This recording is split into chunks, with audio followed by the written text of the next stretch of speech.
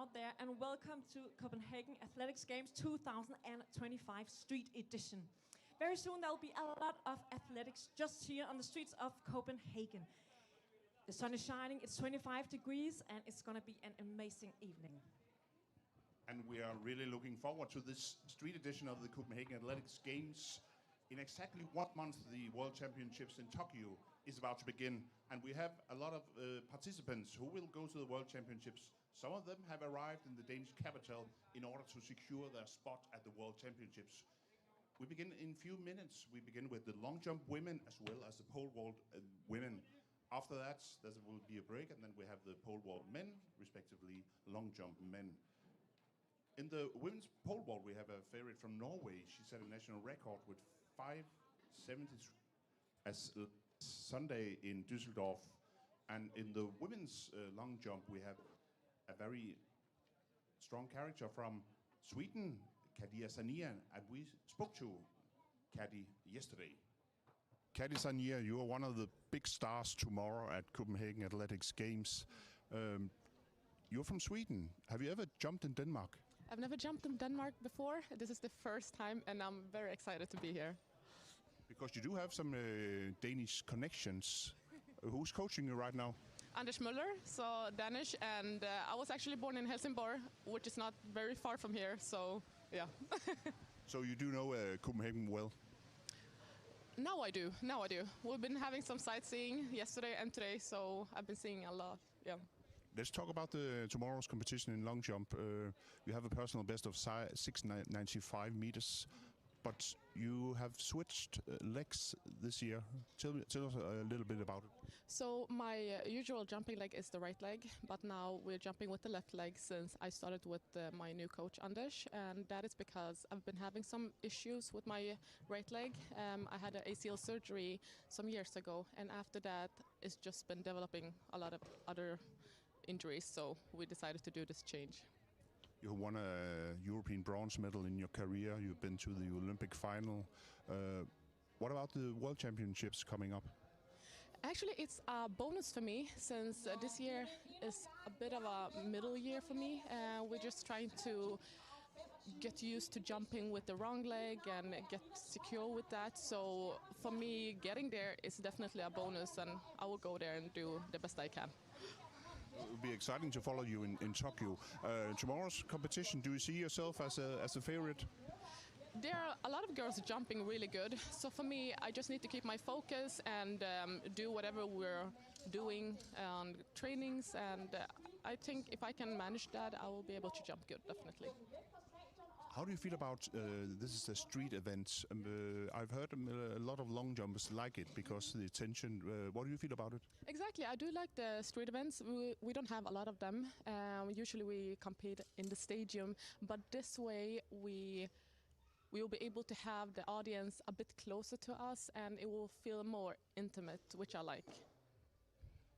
And your season's best is 650... 669. 669. What would be a good result for you tomorrow? Tomorrow, I think if I'm consistent, like 650 over that, of course, then I will be happy. But then also it's about these technical difficulties that I need to nail. So I really hope that I can just put everything together tomorrow and perform very well. We look forward to seeing you. Thank you, Kadia. Thank you so much. Thank you.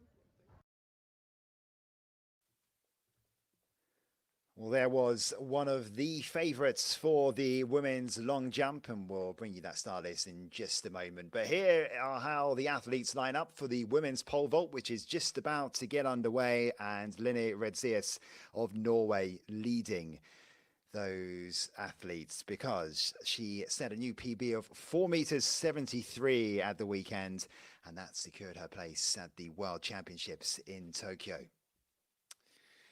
So we'll introduce you then to all of the athletes, and several are looking for those crucial heights to clear to try and make their way to the World Championships. Some are just inside the ranking places, some just outside.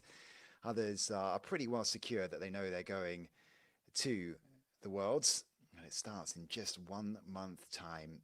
This 2025 Copenhagen Athletics City Games, a street edition, because the usual stadium in Ulsterbro is being renovated. So this is something we're seeing more and more with the field events, and the athletes I've spoken to love it. The crowd, as you can see, nice and close on a beautiful evening in Copenhagen. Temperatures in the mid-20s.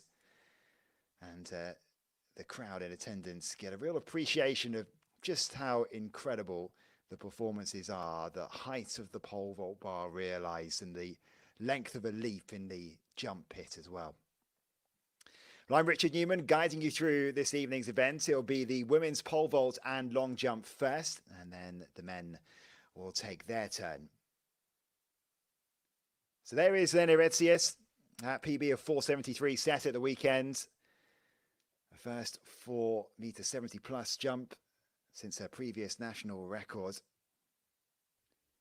Clara Bjerregaard of Denmark, just 18 years old, has a lifetime best of 4 meters. And there is Kajsa Ruth, 5th at the European Under-20 Championships recently, with lifetime best form for her as well, 4 meters 42 set this season. Well, stepping up and next to be introduced from Greece, Ariadne Adamopoulou. 4 meters 50, her best set last year. Just short of that this season, 4 meters 46, the Greek champion outdoors for the first time this season. Came through the college system in the US. So there's good pedigree. Kus of Norway, 4 meters 13, her lifetime best. There's Sandra Alvaro of Sweden, 24 years old. 4 meters 35, her best. That was set in June. Improved from 4 meters 15 last season. Grombeck is yet to break 4 meters, the 26-year-old. Set an indoor PB in Gothenburg in January, though. 3 meters 95 indoors, her best 381 outdoors. Sarah Winberg of Sweden is the European Under-20 champion from a couple of years ago.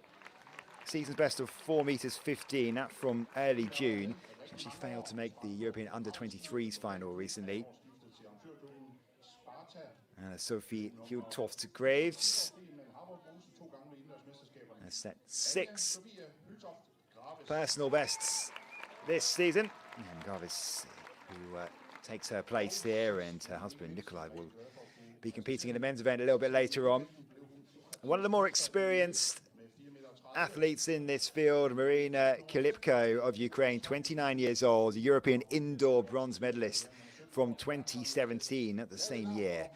She picked up silver at the European Under-23s, jumped 4.65 this season, just 5 centimeters short of her lifetime best. So that's how they all line up. Due to start at 3 meters 60. And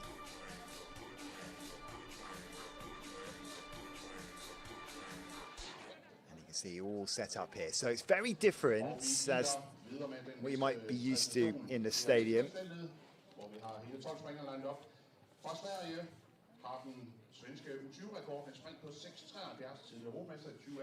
So that's going to get underway in just a couple of minutes' time. Also, the women's long jump. That was Tilde Johansen, European Under-20 100 meters hurdles champion from 2019.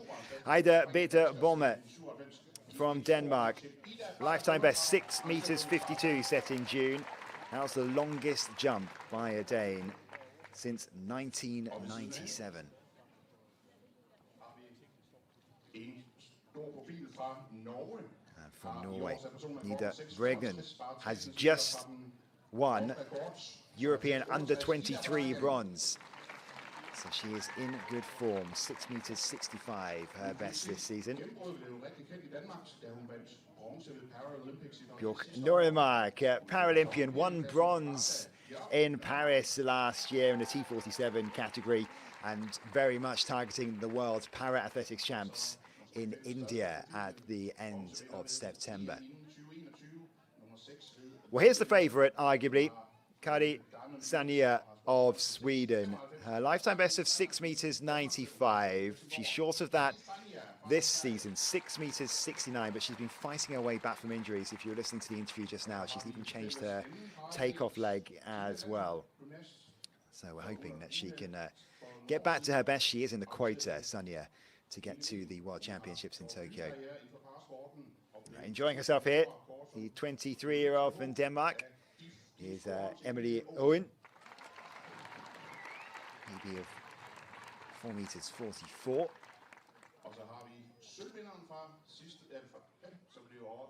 Here is Annette Nielsen, 29 years old now, the former heptathlete, 6 meters 32. Lifetime best set this season in Aalborg. Very much involved in the Danish Athletics Federation as well. She sits on the board, so has to have some administrative responsibilities as well. Just got a glimpse of the Jensen there too. Natalia Bessi of Greece jumped 6 meters 62 in June. She's in the form of her life. Added almost 40 centimeters to her PB this season. She also competed for Greece at the European Team Championships this summer.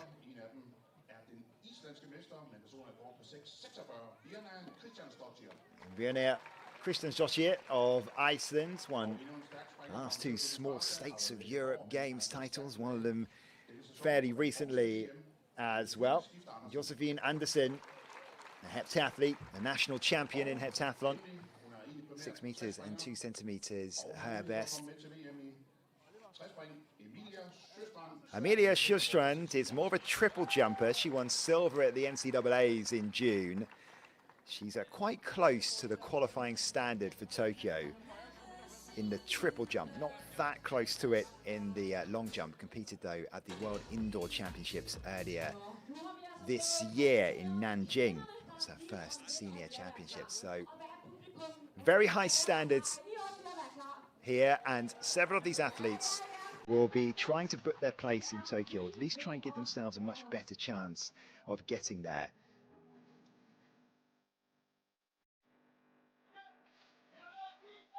Mentions this city set up. You can see the crowds milling around. And Tilde Johansson will go first. The Swede, 6 meters 51, her best this season. To open the competition.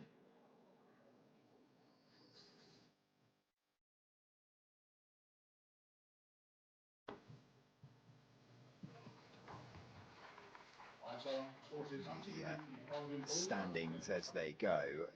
As I mentioned earlier, it is exactly a month until the World Athletics Championships begin in Tokyo. This is a bronze level World Athletics Continental Tour event. I don't expect you all to know what that means, but a win means 60 points at least, and there's a performance bonus on top of that. Silver, you get 50, 45 points for bronze, and yeah, I don't expect you to be completely following, but what I can tell you is that it's extremely tight at the bottom of the world rankings, and a good performance here this evening could be the difference between an athlete making the plane for Tokyo or not.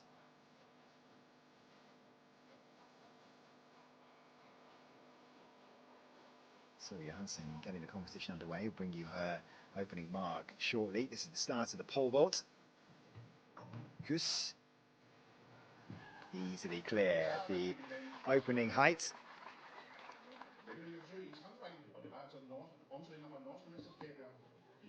Yeah, competition she'd start at 3 meters 60 and then go up to 380 from there.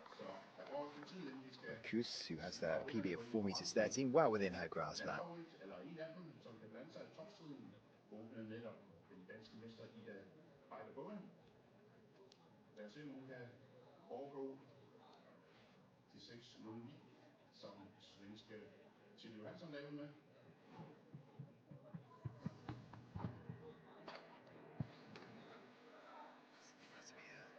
Attempts here for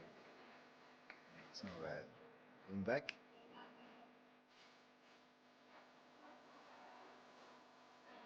Og det guldhund Ida Bargone er i spidsen for længdemandskonkurrencen forløbig 6 meter og 15. The barge is being reapplied.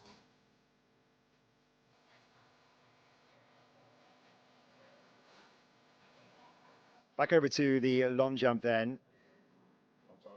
And Ada Bregan, who is in really good form, the 21-year-old Norwegian. Instead won the European Under-23 bronze medal just last month. She is the Norwegian champion too.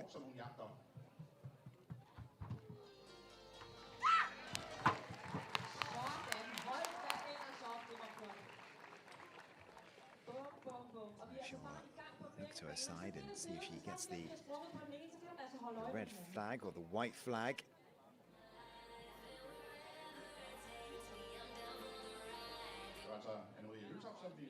Bregan is one of those who is right on the edge of the world rankings. Now, 36 athletes will head over to the World Championships. Bregan sits just 3 places outside of those currently legitimate spots.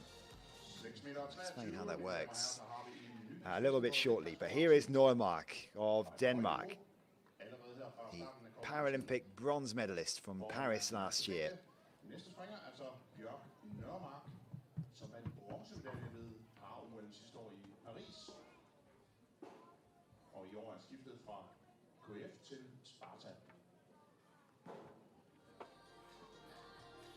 Very much targeting the World Para Athletics Champs, which begin at the end of September in New Delhi in India.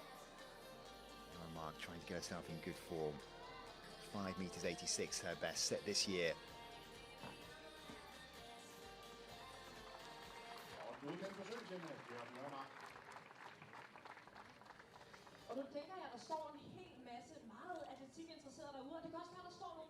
Gets the white flag.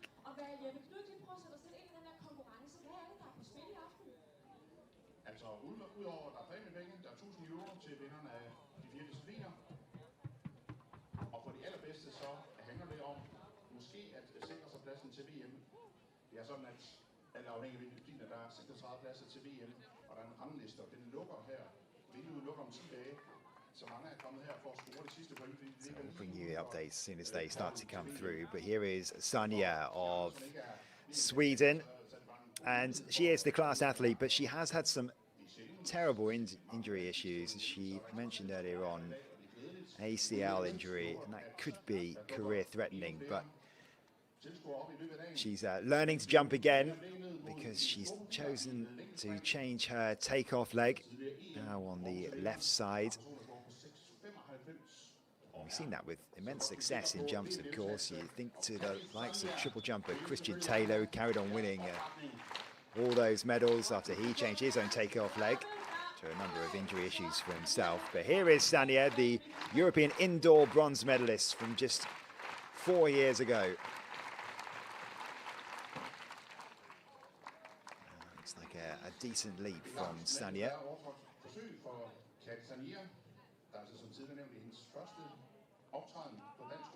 2021 really was a brilliant year for Sanja. She won that medal, of course, at the European Indoors, and also claimed a Diamond League win at the Prefontaine Classic, which is one of the premier Diamond League meetings on the circuit. And then, unfortunately for her, the injury started to strike.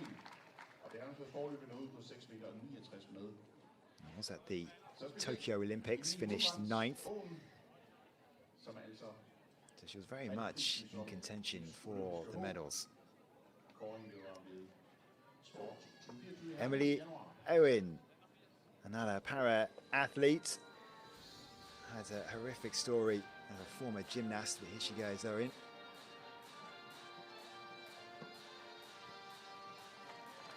She was at 4 meters 44 before. She was a former national gymnast, suffered a serious injury, had to have her left femur amputated. What a story to come back from it as well. 2 years later, won a bronze medal at the Para World Championships. And Owen, he was here competing and trying to get some competition into her before the World Para Champs come around in India later this year. And Juna Nielsen, then, one of the home athletes, the former heptathlete, former Danish champion, finished second at the Nationals this year. In the form of her life, you can see 6 meters 32, that's from this year.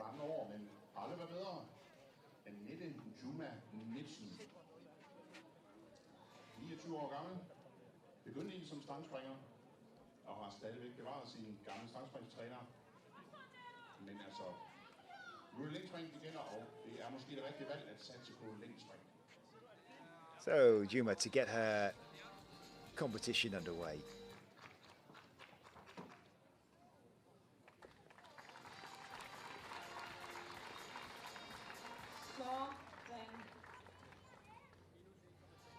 Den sad umiddelbart rigtig godt på planken. Det gælder jo om at afslutte planken så yderligt som muligt. Uden at overtræde.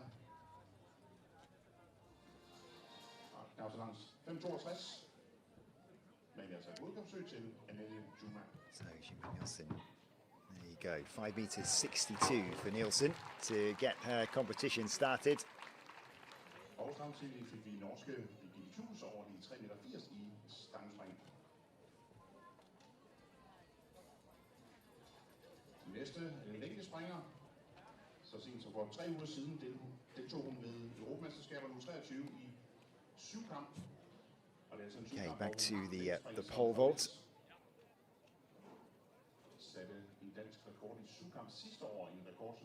It's the very early stages of this competition.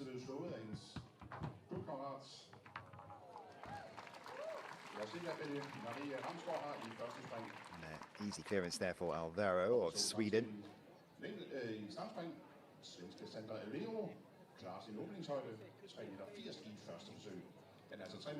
Bronze at the Swedish Nationals, the start of the month.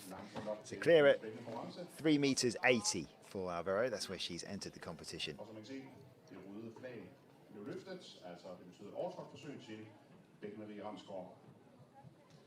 Sarah Winberg at 380. And a nice clearance from Winberg. Stepped up to the European Under-23s recently after her European Under-20 gold medal from a couple of years ago. Wasn't able to make the final. Still negotiating that path up to senior level is Sarah Winberg. Unfortunately, it's not always straightforward. It's not always a nice curve. Sometimes it works out that way. Winberg coming to still with a little bit of disappointment along the way as well.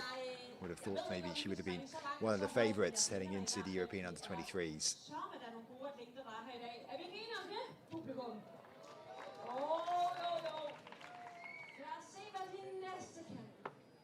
We continue then at 3 meters 80. We'll take another attempt here. Gravis, one of the home athletes, said earlier on, now she has managed 6 lifetime best this season. 385, so it's sort of within her limits, but maybe just on the outer reaches of it. Sabrina Kilipko is entering the competition fairly early. I mean, at her best, she can clear 4 meters 70. Maybe just wants to get her eye in, and it's very different, these conditions, when you take these field events to the street. A lot more elements to think about, and in your periphery, these trees and the buildings, it just looks very different to a stadium.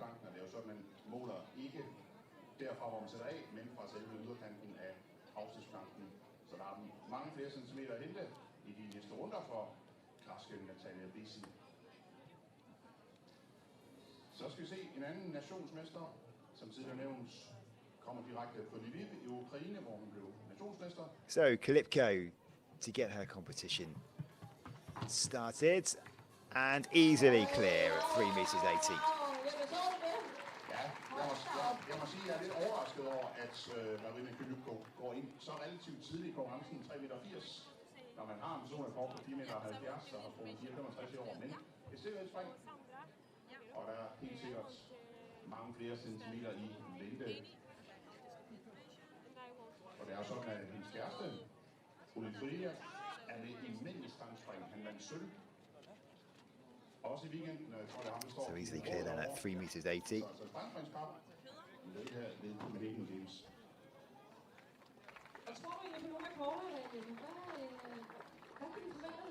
Vi har jo nogle stævnrekorder, og der tror jeg, at der er gode muligheder i paradisciplinerne i stangspring, ikke mindst, hvor rekorden 4,50 meter.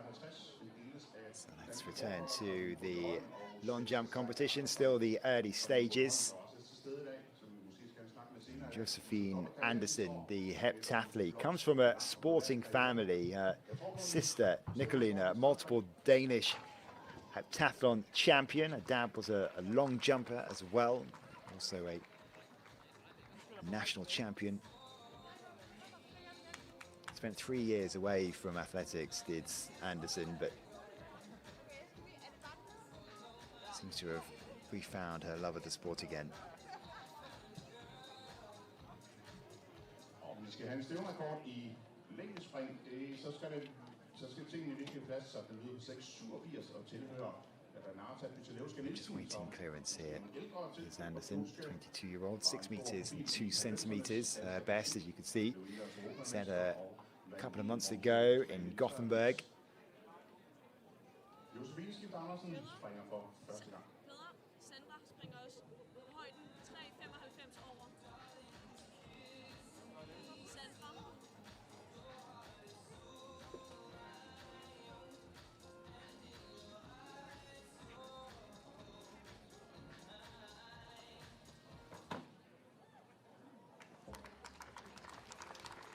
Appreciation of the crowd. Love how close the crowd are to this pit. You can see it's just a metre or two, really, and that is the way you get the full appreciation of just what these athletes are doing, just how good they are, because it's not really sometimes in the field events until you get up close, until you see the height of a pole vault, until you see how far they leap, until you pick up the weight of a shot put, that you really understand just how superhuman some of these athletes are.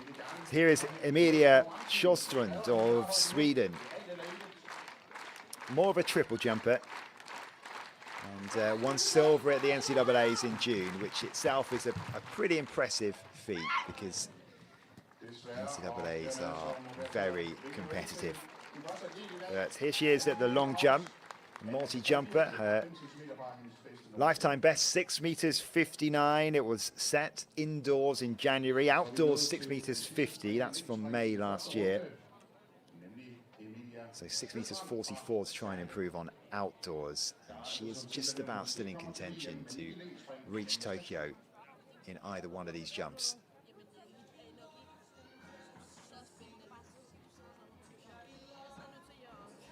Just had to pull out of that, Sjöstrand. There's not a massive runoff area at the end of the pit, so the athletes will be hoping to avoid that as much as they can.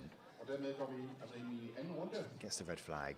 Just had to pull out. And again, it's a very different setup this to what you usually see inside a stadium. So it does take a bit of adjusting and getting used to. Very much a sort of springboard surface here, you can see as well, slightly downhill as well. So it should be good conditions and try and jump far. Tilde Hansen then is back on the runway. She's an interesting athlete herself, was also specializing in the high hurdles. Won the European under-20 100-meter hurdles title in 2019. She won silver in the long jump at the same event that year. Hasn't competed though in the hurdles since 2020, so specializes now solely in this competition. Has competed at a couple of world championships too. 6 meters and 9. her opening attempts. It puts her in 3rd place. I'll give you all the results as we get them and give you the standings. It's just gone down at the moment, but as soon as we can update you on the standings, we will do. Here is Johansson then, 2nd attempt.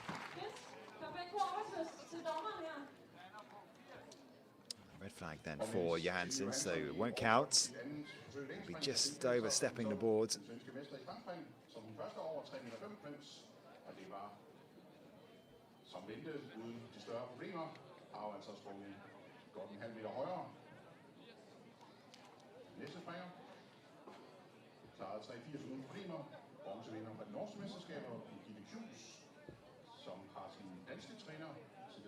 Our first sight today in this competition of Ida Beta Bomber, who sits in 2nd place, 6 meters 15, her best so far.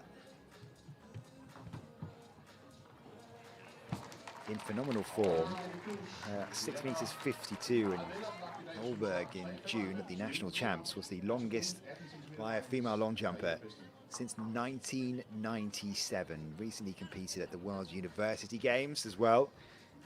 She's a hurdler and a long jumper. Competed very well as well at the World University Games. Maybe even slightly better form in the hurdles than she is in the long jump, but gets the crowd involved, the 23-year-old.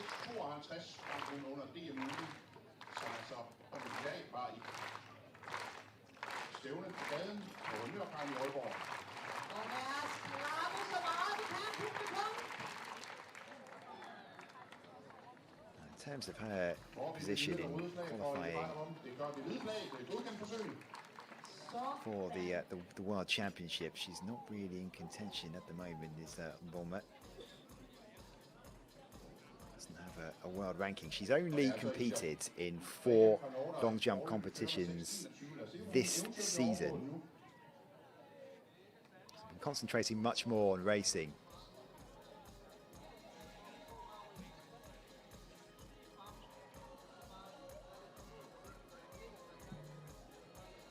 Comes to the hurdles, she's outside the world rankings as well for the 100-meter hurdles and the qualifying spot. So maybe just thinking Bomber that she can maybe try and get herself on the plane in this competition. It's Bomber who's 2nd place in the moment though, 6 meters 18, so a slight improvement for the day, and it's Ida Bregnan. Here she is, who leads the way so far, 6 meters 23. Here's one to put her out in front.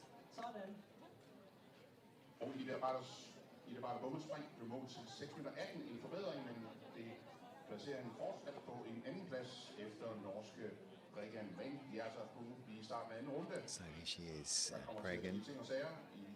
You mentioned about how she is in great form from the European under-23s. Went to college in the USA. 6th of the NCAA indoors last season, 8th outdoors.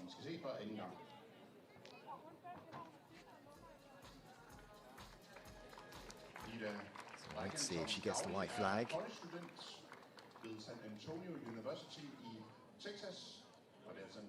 Here actually over the public address system. Went to university at San Antonio University in Texas, and we've mentioned it a few times this evening because the NCAAs are very good grounding for athletes. They compete in front of big crowds for their uni, try and pick up points. No improvement then for Bregnan, 6 meters and 8 centimeters, but she remains in the lead as things stand.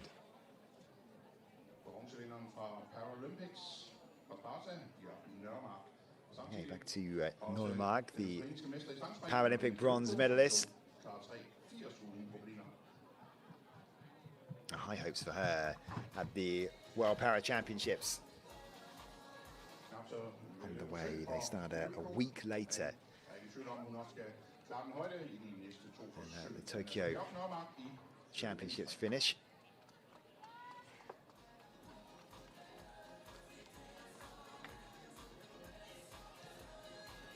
So, Nordmark looking to improve on her opening effort. 5.64 in round one.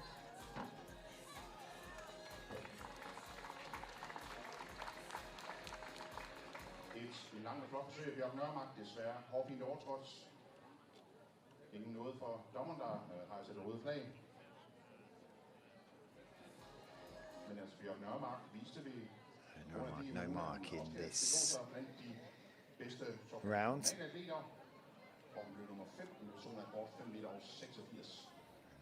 Just getting some advice from her coach.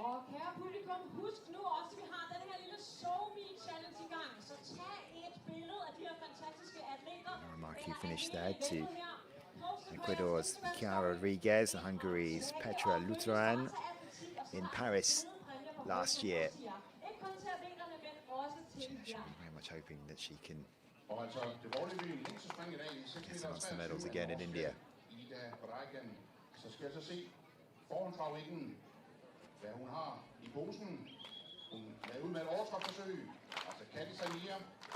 So we return to the pole vault now, and the bar has risen to 3 meters 95. So this is Marina Kalipko. Still no sign of Lena Retsius or Adamopoulou or Bieu. They are choosing to sit out at the moment. They'll enter when the height progresses a little further. Did wonder actually whether we'd see Kalipko attempt this height. She's already got her eye in with 380. She finds herself in some trouble here. 3 meters 95 for Kalipko, and this is her final attempt. So the Ukrainian, the former European indoor bronze medalist, needs to deliver here. And she does, just when it mattered. Keeps herself in the competition and lets out a massive sigh of relief, because she is an athlete who is much better than that. It's cleared 4 meters 65 this season, 4 meters 70 back in 2021. And just to give you some context, the world lead this season set by Molly Caudry is 485. So it just shows that Kalipko isn't a million miles away when it comes to competing with the best. So clear at 395. Just wonder whether she'll continue up the height progressions then, because I did wonder whether she would come in a bit later on after just testing the conditions a bit. It's very, very different. I can't stress that enough, competing on a street circuit. This setup just outside the main stadium in Osterbro. The stadium currently going through some renovations, so just focusing on these field events. You can see the runway, it's a lot narrower, there's no room for error. Of course the width is pretty much the same, but it's just the fact that it's on a raised platform just adds a little bit extra. You can hear the clattering of the boards as they go as well. And then in the background, the crowd immediately behind the crash mat. There's just a lot of different elements. You think about all the different processes you have to go through as a pole vaulter.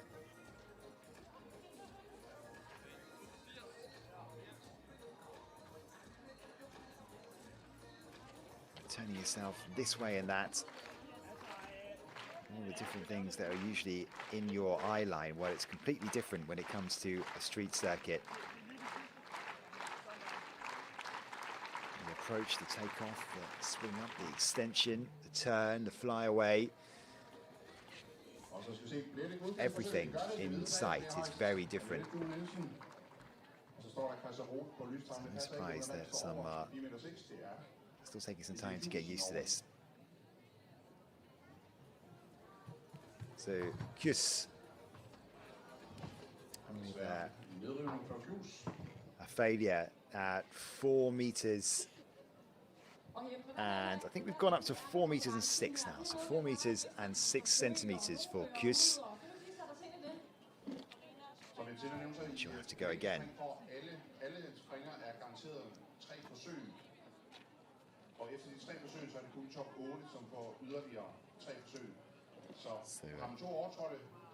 So Kajsa Ruth has decided that she's going to skip this height. Still yet to see the favourite for this competition, Lena Retsius or Ariadne Adamopoulou.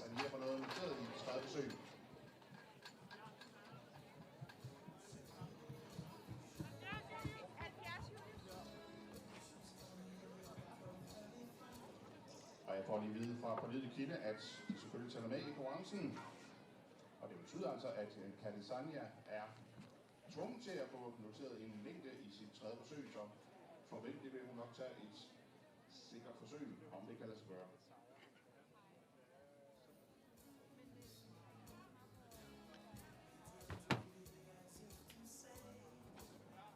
Okay, we continue in this competition with Winberg of Sweden. Slightly wayward, actually very close to the edge of the mat there, but Winberg gets the job done.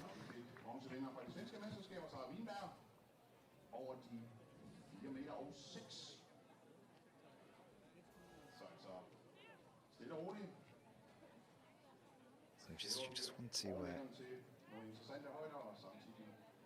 try and sort that out. There is maybe a little bit of a crosswind that these athletes are having to deal with. It can just throw you a little bit off course.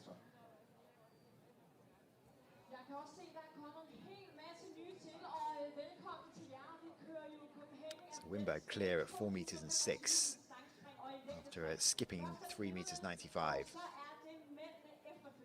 Obviously, the instant feedback you get now from coaches.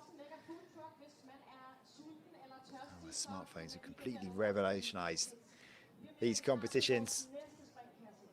Back over to the long jump then, and Natalia Bessi, who opened with 5 meters 38, which is well below her usual standard. So Bessi looking to move up the standings. This her second attempt. It's still the competition being led by Brennan. Looks like it's well clear of 6 meters this time. 6:62, her best set on the 7th of June. As I mentioned earlier on, added 40 centimeters to her lifetime best this season. It is a massive improvement. It just shows probably what she was managing to achieve in training, managed to replicate now in competition. So it's just short of 6 meters, 5 meters 90. You can see them having to run into a bit of a headwind here. Worse than that this evening so far. Just swirling around slightly. Björn Kristjánsdóttir of Iceland. 6 meters 46 is her best, 6:36 this season, and has leapt 6 meters and 2 centimeters so far in this competition. So puts her in 4th place. If you can get somewhere near her best, she will move into the lead.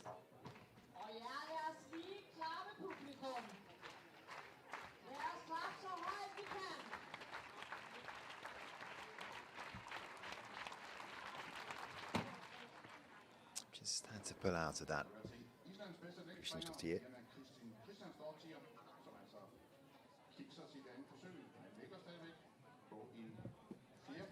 Stretching our hip as well here. I'm just feeling a little bit tight. Yeah.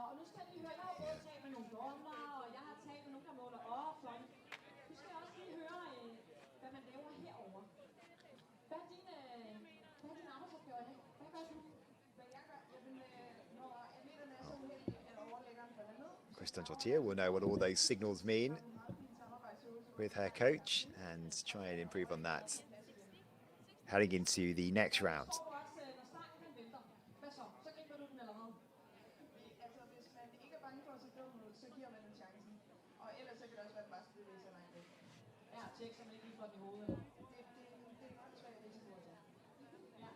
Anderson then next up. No mark from round 1 for the heptathletes. altså et par springere, som endnu ikke har fået noteret en længde, og det er altså ret så vigtigt, om man fortsat fører med. En af dem, det er næste springer, Josefine Skift Andersen, bronzevinder for DM, som skal forsøge at få markeret spring her i sit andet forsøg.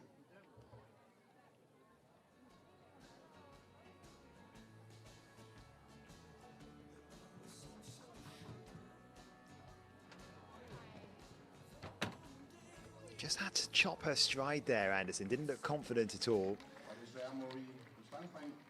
It's not going to be a big lead. You can see she's not happy about this one at all. Does she get the white flag? Maybe just missed that, but whatever it was, didn't look very comfortable. Let's see if we can get a replay just to see if what happened here. I think she is actually over the bar, just looking at that.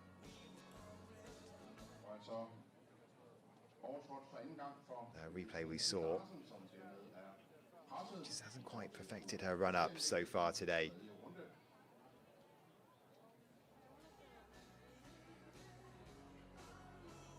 Sjolstrand then, as I said, she is outside of the ranking places when it comes to the triple jump, but only just outside. That is her strength.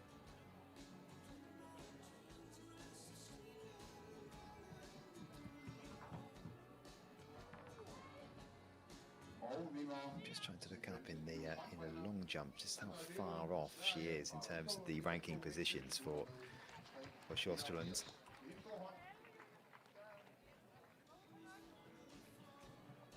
There's some way, 60 points or so. A lot closer in the triple jump. Maybe just trying to get some competition in her legs. Started with no mark. The applause should mean that this is going to be a white flag this time. Just saw the white flag being put down on that chair, so Sjolstrand will at least get a mark on the board here.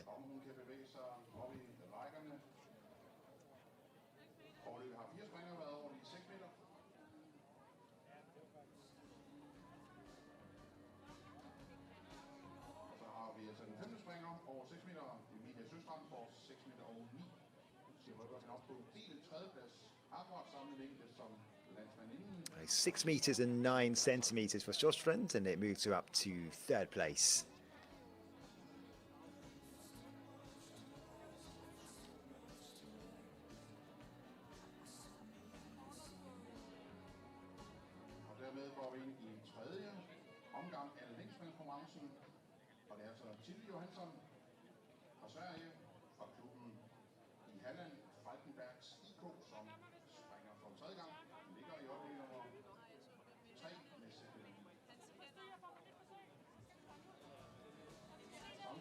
Tilde Johansen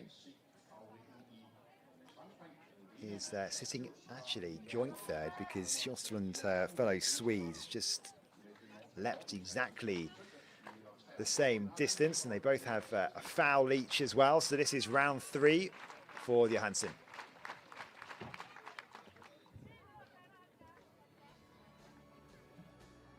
White flag for Johansen, but a frustrated clap of the hands.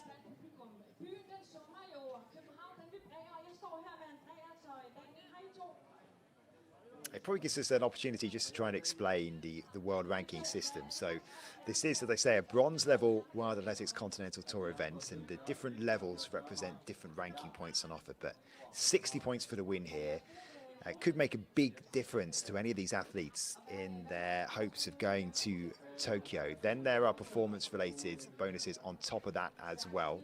5 meters 99 there for Johansen, but it's not quite as straightforward as just the top 36 will go. You can also get the automatic qualifying standard. In the long jump, that is 6 meters 86. There's no one in this competition this evening who has that so far. And national federations can only send 3 athletes each as well, so maximum of 3. There are wild cards if you are already a reigning champion, if you're also the Diamond League winner, so I hope you're following, but it does mean that the top 36 don't necessarily all go through. It can go down to something like 50, depending on a number of factors.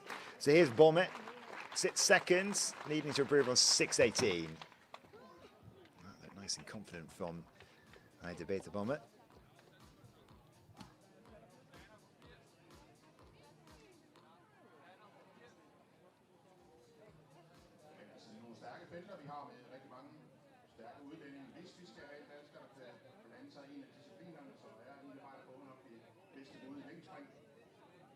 No mark for Bomber. Maybe just overstepped the board slightly.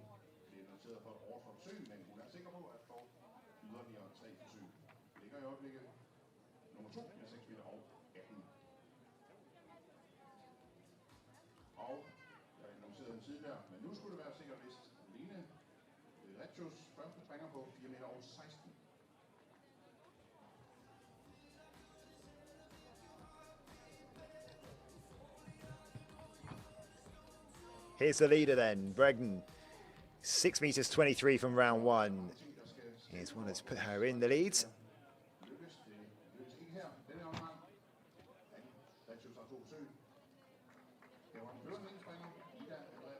Not much reaction from the Norwegian as she leaves the pit.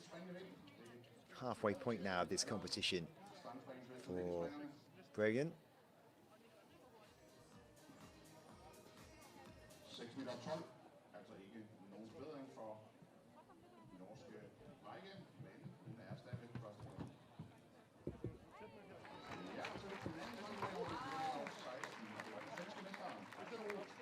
So 6 meters and 12 for Bregden, so no improvement for her. Still sits in the lead though. Normark, the Paralympian. 5 meters 64 from round one. No mark in round two.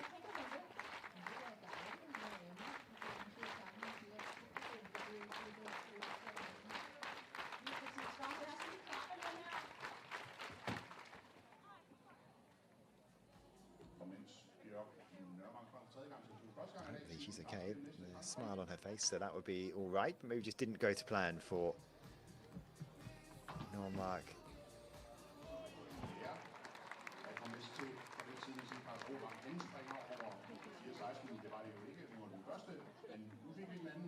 Chuckle to herself. Normark still got the white flag. Just watching the replay for Normark. 5 meters 34, so well down on what she's capable of. That opening leap, not that bad in terms of her lifetime best of 5 meters 86. Well, it hasn't gone to plan yet for Kari Sanya, and now she really needs to deliver. 2 fouls so far, so you see 3 fouls and you're out. Sanya, we would all like to see return to her very best form after the horrible injuries that she's had, relearning the sport with that change of takeoff leg. Needing something on the board here. Well, it looked long, but let's see.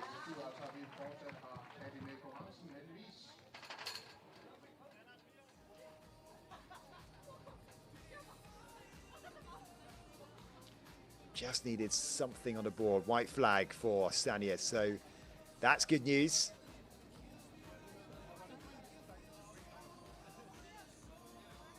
So she's going to stay in the competition because that looked like it could be the best jump. It is the best jump so far. 6 meters 31. No breath of wind at all for Sanya. And she goes into the lead.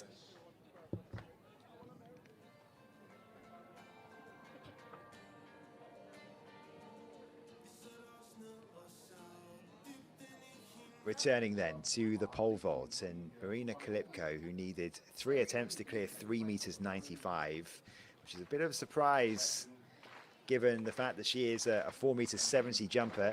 Well, she here skipped 4 meters and 6 and re-entering the competition at 4 meters 16. Lena Retzius, by the way, has entered the competition now. She has 1 failure at 4 meters 16. Adamopoulos has also entered the competition. She had a first-time clearance at 4:16, so it puts her in a fantastic position. And after those failures at 3:95, Klipko hoping for serene progression of 4:16. And she gets it. That's more like it, she'll be thinking to herself. Made hard work of it near the start of this competition.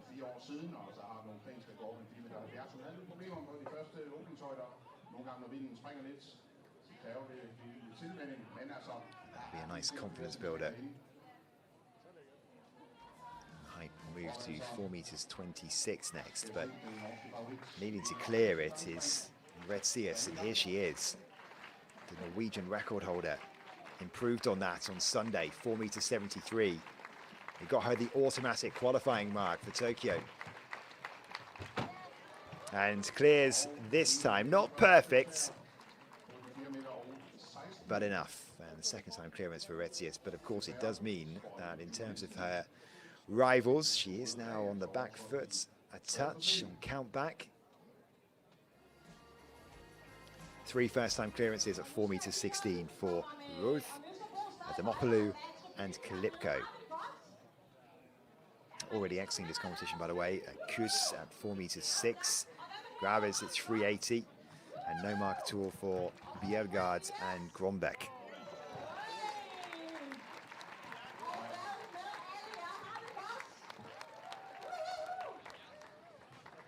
So the entry standard to qualify directly for Tokyo is 4 meters 73. That's what Lena Retsius managed in Germany on Sunday.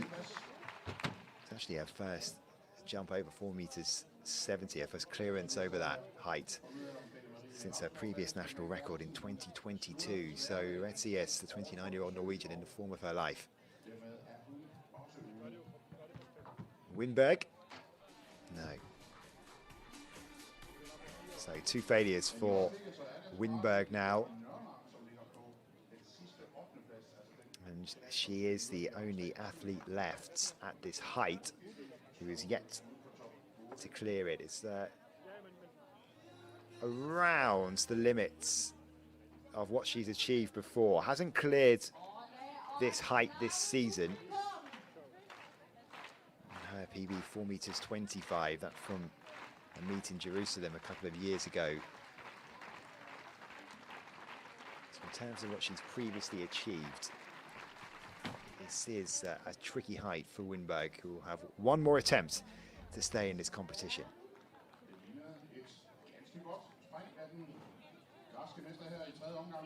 A reminder that we have the men's pole vault and long jump coming up a little bit later on.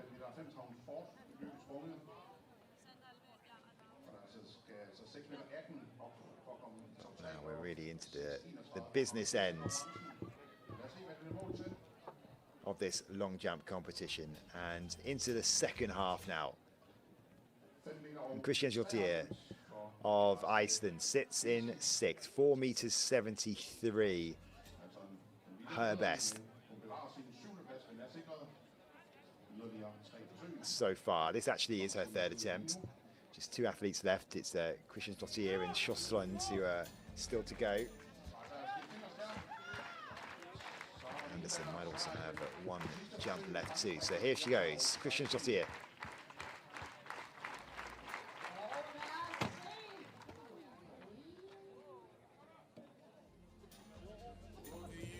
Languid exit from the pit. I'm not happy with herself so far today. Just 18 years old. Still learning her craft at senior level.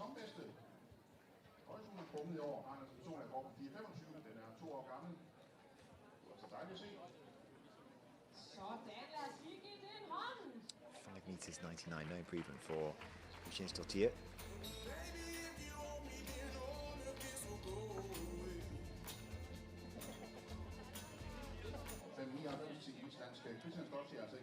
Two fouls so far for Josephine Skifter Andersen. The heptathlete trying to get some long jump competition into her legs. Need something here. The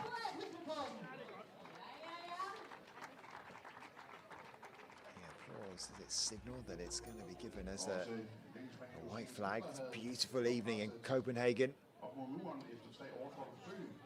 So white flag given, and what's the distance for Andersen? Is it going to be enough to keep her in this competition?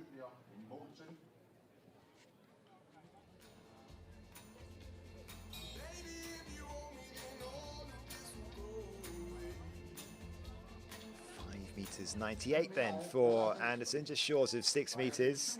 6 meters and 2 centimeters is her best, so much more like it for Andersen, and she moves up to 7th. Bar now at 4 meters 26, Retzius, and much more like it after that failure and her opener at 4 meters 16.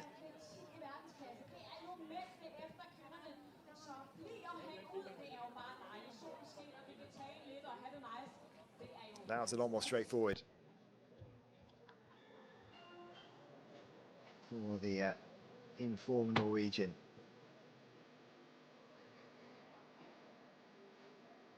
Twice an Olympian, finished 18th in Paris. Also competed at 2 World Championships, but wasn't able to get through qualifying in either of those. No height either in Rome at the European Championships last summer, or at the European Indoors in Apeldoorn. So he had to do it and really make a mark at a major championships, and Retzius, having achieved that qualifying standard and in the form of her life, will be hoping that she'll be heading to Tokyo with a bit more confidence.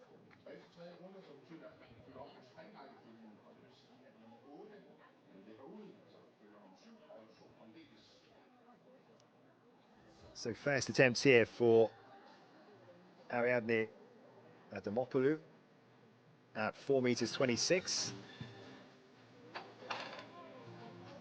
Big old clatter. And the foot almost got jarred on the top there, the bar. So be so careful with potential injuries. Pick up in the pole vault competition. There's just so many elements.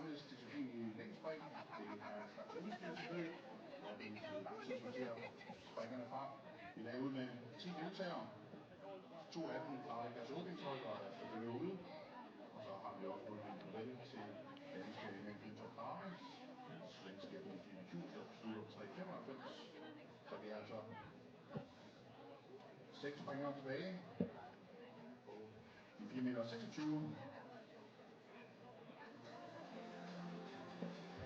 So we continue on, and Sandra Alvaro needed 2 attempts to clear 4 meters 16. His first attempt at 4 meters 26 has cleared 4 meters 35 this season.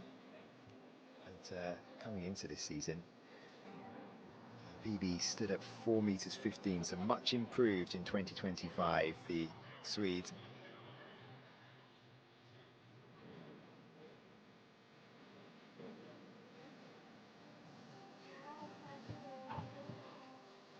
Just had to pull out of that. Few issues to work on in terms of the approach. Alvaro will pick the bones out of that with her coach. So Bessie has kept herself in the competition. She sits in 8th place, but best of 5 meters 93. Way short of what we know she's capable of, the Greek.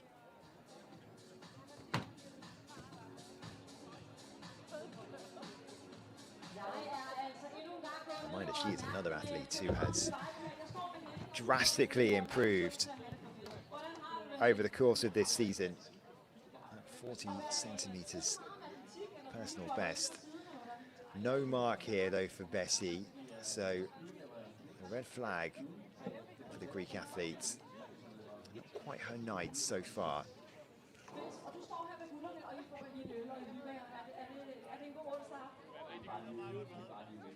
Next in the competition, Nora Mark Nielsen, Oren and Jensen. Only 4 Danes. The 2 Danes remain, and this is one of them, Andersen, who produced a jump of 5.98 to keep himself in the competition. Maybe just some confidence starting to flow through the heptathlete now. So that would depend on whether she got the white flag or not. Kan jeg kun sige ja til, det er virkelig en herlig aften, og vi har helt sikkert de bedste foran os. Der var vi finske mestre, Maria Kylko og Peter 6 Looks like it might be a lot better. tidlig højde, så alle små ukrainerne er ved at få tingene til at stemme. Well, it's good news for Andersen. It is a new lifetime best, 6 meters and 8 centimeters, and that's into a headwind as well. She improves on her lifetime best by 6 centimeters, so it's turning into a good night for Josephine Skifter Andersen, who of course, remember, is a heptathlete and looking to improve in all these events. Christiane Chautier, her opening leap of 6 meters and 2 centimeters has her down in 7th now.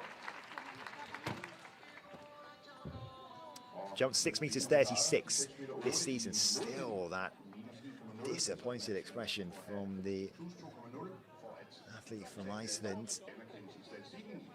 Difficult to gauge how she's feeling, is it? Just veering off slightly. Obviously you lose a bit of distance by doing that too. 5 meters 97, so she's fairly consistent apart from that jump in round 2. Ignore that, that's when it all went a little bit wrong, but barely anything in it in rounds 1, 3 and 4. Consistency doesn't mean anything when you know that you're a lot better than the distances that you're managing to clear. So Emilia Stjolstrand, now again, we're talking about her hopes in terms of getting to Tokyo. I mentioned that she's some way off in terms of the ranking positions in the long jump. She's a multi-jumper. In the triple jump, just 14 points off. So she'll be looking to find herself some competitions before the deadline for the qualification period for the World Athletics Championships, which is next Sunday. Running out of time. Sjostran will be hoping to find herself as good a competition as possible to try and give herself a chance of getting to Tokyo. And now she's given the go-ahead. A bit of confusion because there's been a reordering, as we usually do at the halfway point. Sjostran sits in 5th place, best of 6 meters and 9 so far. No marks in round 1 and 3.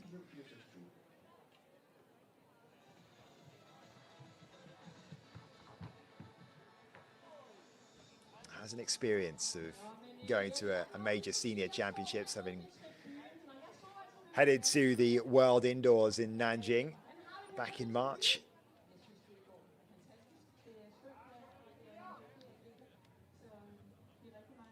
And Sjostran here then, hoping to improve. To move into the medal spots, she needs to go 6 meters and 19 centimeters to go above Naida Beta-Bommer.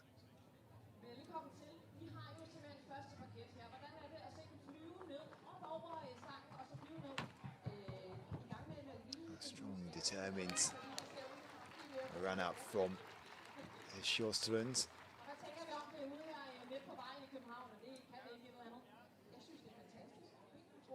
It's not going to count though.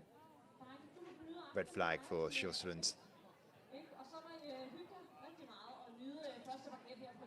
She's got some form in her, but in terms of the technicalities today, getting that run up right, not working out completely for Sjostran so far tonight. As I mentioned, it's a very different setup here to what many of the athletes will be used to, but I say that as well, there are lots of these street events now for the field eventers.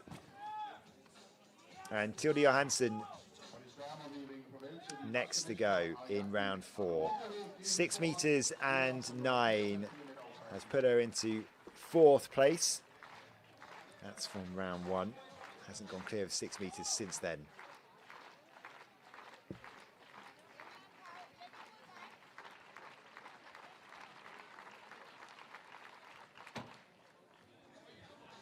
Good height on that from Johansson. Does she get the white flag? Og det var et godkendt forsøg for svenske Tilly Johansson, der altså i øjeblikket ligger nummer 4 med 6 meter 9, men det er meget, meget tæt på de første 4 pladser. I think she did.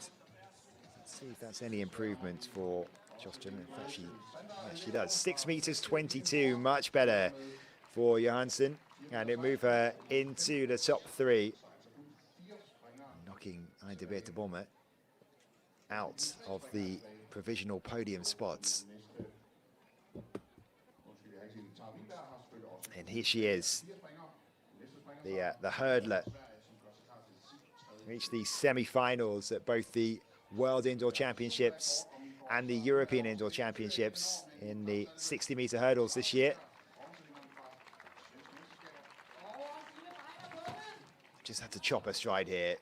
Bommer would have lost a bit of distance from that. You can see she just slowed down, started to panic. She wasn't going to make the board.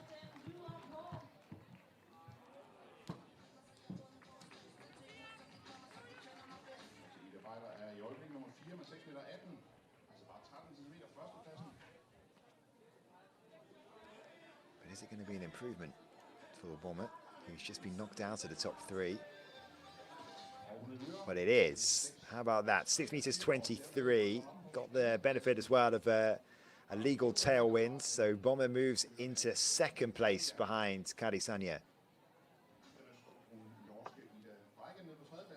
So how can Breigen respond? We'll come to that in a moment because we're heading back to the pole vault.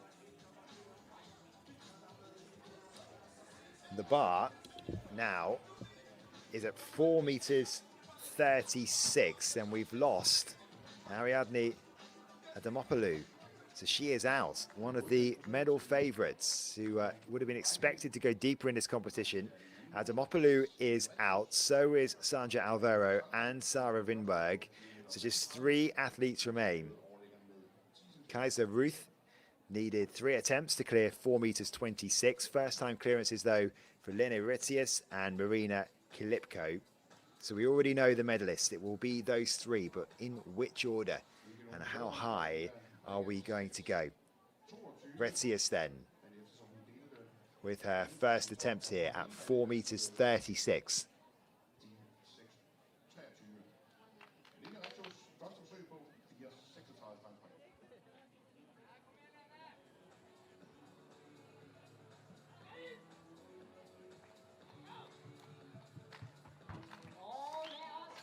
No, you can just tell from the moment the pole hit that stop box there, that wasn't going to work out.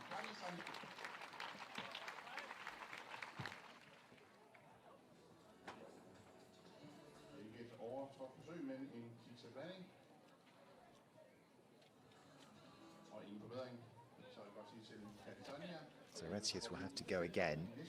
Does hand the advantage to Marina Kilipko, who after making a slightly dodgy start is now in a decent position to try and take control of this competition. Well, she'll go next, but not before Kaiser Ruth, who needed 3 attempts to clear 4 meters 26.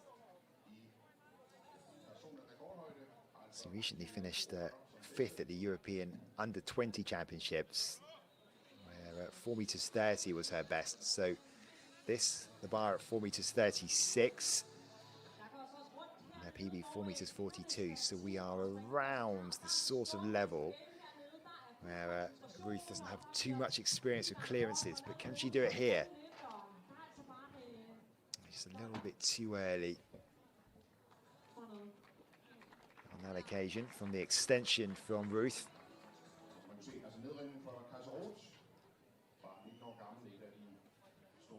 So she will have to go again, and it does hand the advantage all this to Marina Kilipko. Now, Kilipko is an interesting one because we talk about those world ranking positions. She is just inside of the top 36 that are eligible to go to Tokyo. I say just inside, she sits 35th out of 36, so she really is right on the edge. She could do with a big rankings boost here just to make it a little bit more safer for her. Of course, there are still a week and a half left of competitions to go. So a little bit of jeopardy. Just asking for a little bit more space. This then, her opening attempt at 4 meters 36.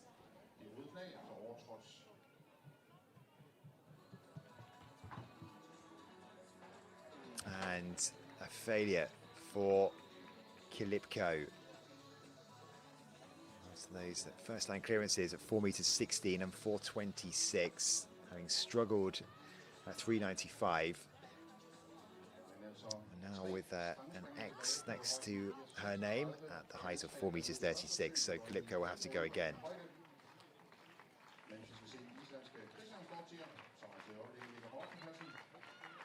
Retsius then, with her second attempt at 4 meters 36.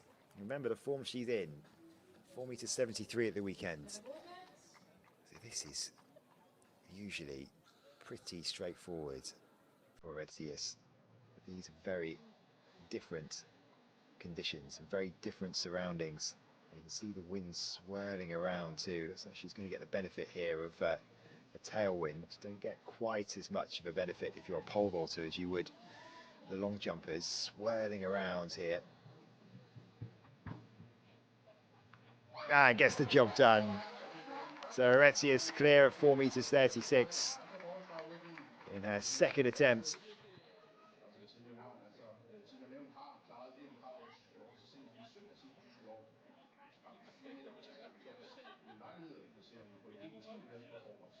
I'm sure she'll be thinking that's a lot more like it. It does put the pressure back on Kilipko and Ruth.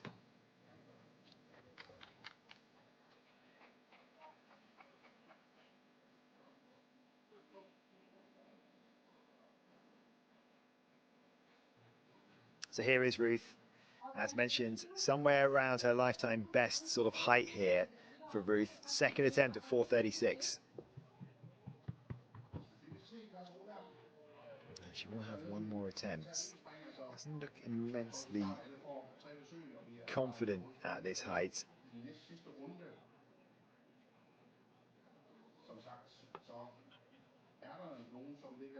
Conditions are a little bit tricky. The wind hasn't been consistent at all. I'm sure it's a welcome relief for all the spectators who are sun-drenched. Temperatures in the mid-20s. Very pleasant evening to watch some athletics in the city centre like this. Beautiful Copenhagen.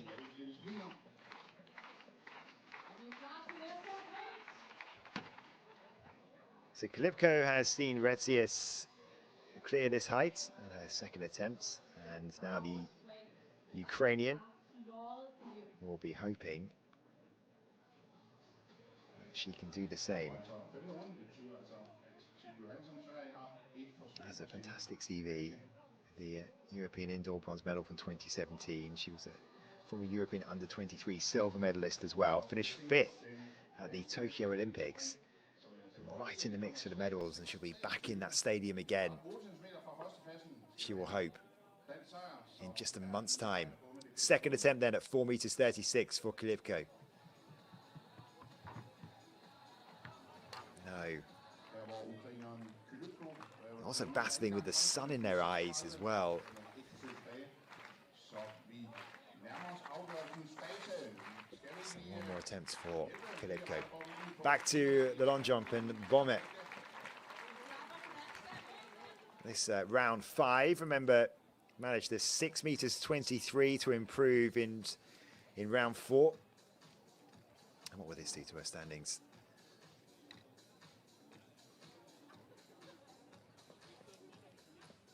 Really giving this everything. Puff from Bomber. Of course, he's a sprinter. Over the hurdles herself, so very much used to this explosive pace. And it's not going to be an improvement then for Bomber. 6 meters and 5 centimeters, still in 3rd place. As we're away at the pole vault, Sanja produced her a 2nd legal jump of the competition, but only 4 meters 80.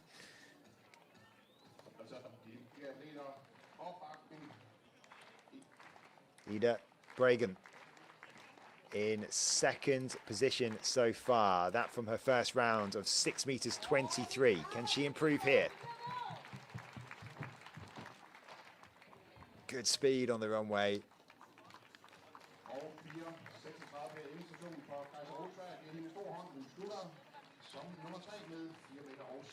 No failures so far for Bragen.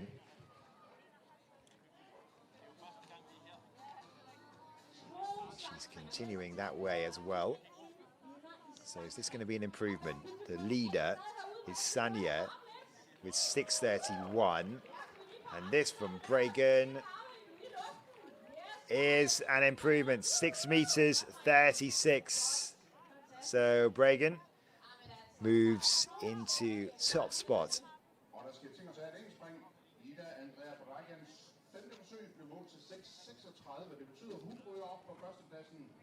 It's good news for Bragen. So how can Sanja respond?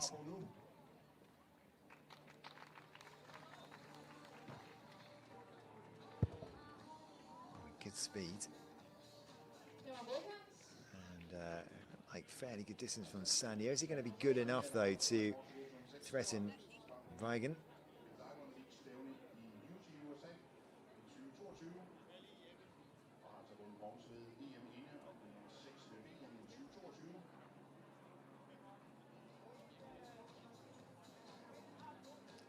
No, it won't be. 6 meters and 7 centimeters then for Sanja.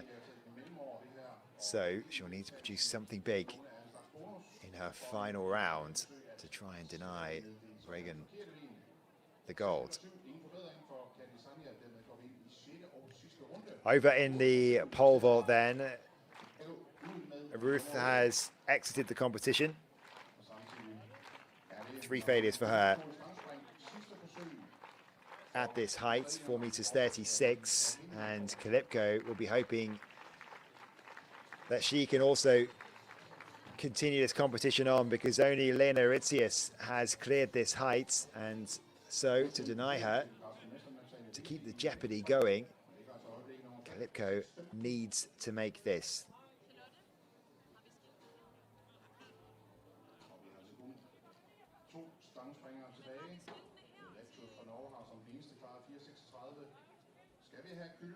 This is, as I mentioned, well within her capabilities.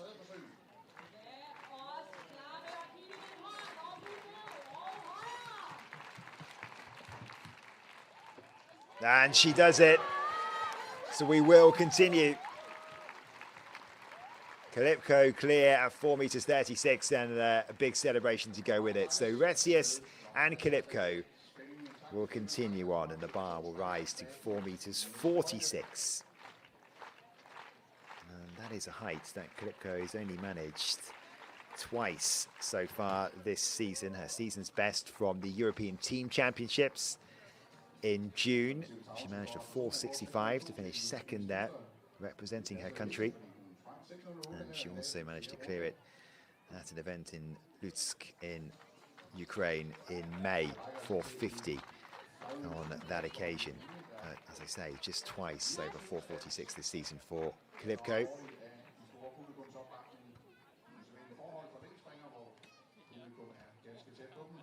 Retzius straight away, or take to the runway.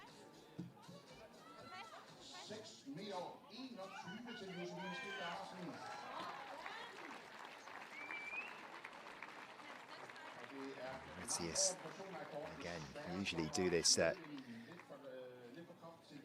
fairly easily. In the form she's in, you'd expect her to clear. She didn't actually enter the competition in Dusseldorf at the weekend until 4 meters 30. And first time clearances at the weekend, 4:48 and 4:63. And 2 attempts at 4:73. But this setting is very different to competing inside a stadium. And Retsius will have to go again.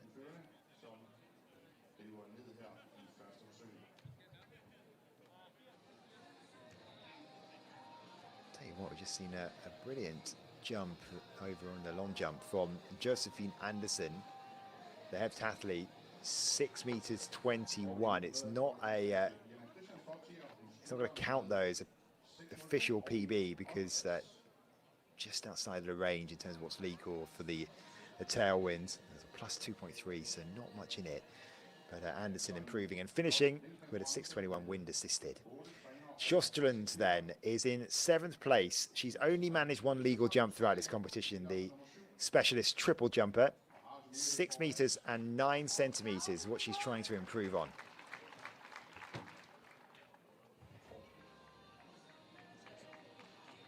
Well, it looked good, but I think it's going to be a red flag for Sjöstrand. It is. So she will now turn her attention, I'm sure, back to the triple jump. She's at least got some competition into her, and no doubt she will have another competition lined up to try and gain those valuable ranking points and try and get herself on the plane to Tokyo. Tilde Johansen sits in 4th place. Now, if she wants to get back inside the top 3, she just needs to find a couple of centimeters, because it's just 1 centimeter that separates Johansen from Ida Beter-Bommer, who's just above her. 6 meters 22, her best in this competition. Came in round 4, fouled in round 5. And Johansen calling on some support from the crowd. This is her final jump.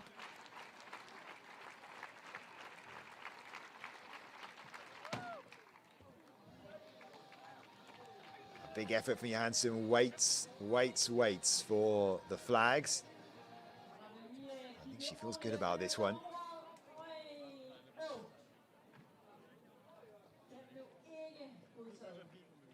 Well, this could be pretty good from Johansen because she looks like she's fairly happy with that. And as soon as we know, in fact, it has been given as a red flag. So a little bit of a long wait for Tilde Johansen, but a foul nonetheless. Over to the pole vault, the bar at 4:46.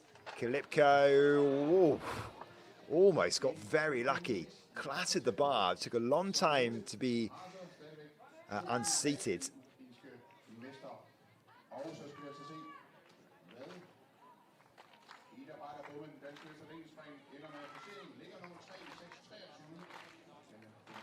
Ida Beter-Bommer, her final attempt. So we know the medalists. It will be Bragan, Sanya and Bommer. Bommer in 3rd place. And will she improve?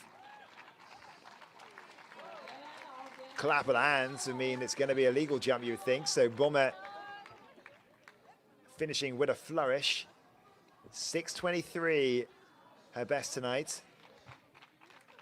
If she's found anything clear of 6:31, then she will be moving up the standings.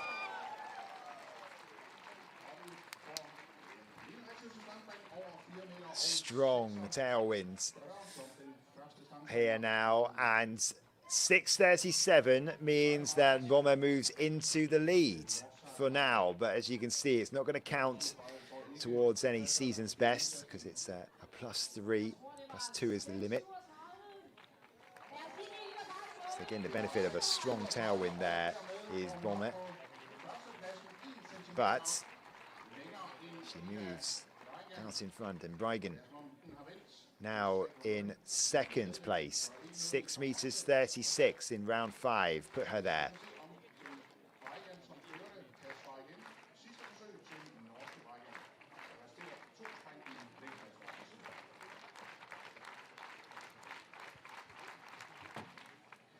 No. So Brygant will stay at least in second place. It won't be an improvement on 6 meters 37, but if you're looking at the legal standings, she's got a bit unlucky there in terms of the tailwinds that benefited Ada Berta Bomber, but take nothing away, of course, from the leap itself from Bomber.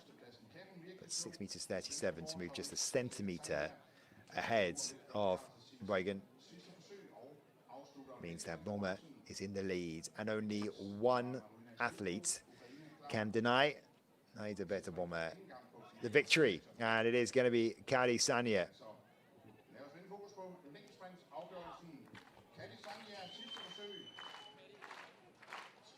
We'll see her in a minute. Here's Kalipko back at the pole vault. I'll let you know how she gets on in a moment. That's a second attempt. Sanya, though, the final athlete to go in the long jump, needs to find something better than 6 meters 37.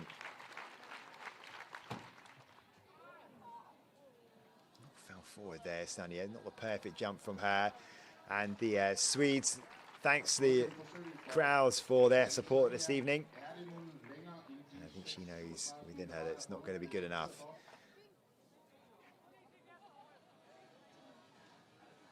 A little laugh to herself as well. So still some improvements for Sanya to find. In the end, actually, it was her second best jump of the night, 6 meters 28. So she'll finish in third place for Kari Sanya. Sure, speak for a lot when we're saying we'd love to see her back to her best. 6 meters 95, her lifetime best for the Swedes, who has been fighting her way back from injury. So the winner is Ada Berta Bomber with a leap of 6 meters 37 ahead of Ida Brygant and Kari Sanya.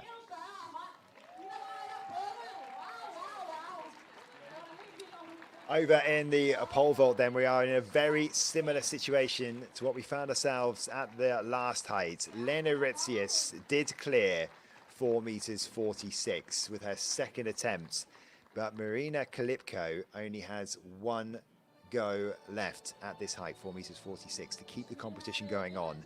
And remember, at the previous height, 4 meters 36, she did manage to find a clutch attempt. Well, here is Ada Berta Bomber.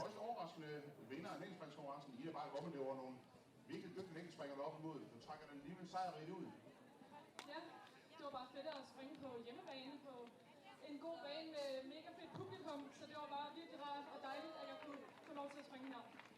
Det var nøjagtigt den samme transportable tennisbane, hvor du var dansk mester her for nylig. Altså, det virker som om du virkelig holder af at springe på den her slags stævler. Det gør jeg. Men det er også helt klart, fordi publikum står så tæt på, så de virkelig kan bakke en op. Men ja, det vendte mig lidt. Det var en lille smule svær i dag, men det var bare dejligt, at jeg stadig kunne springe lidt. Så det er jeg glad for. Vi havde altså en 2-3 springer med i konkurrencen, som om en måned skal til VM. Du vil også gerne til VM, men ikke i længdespring i 100 meter hæk.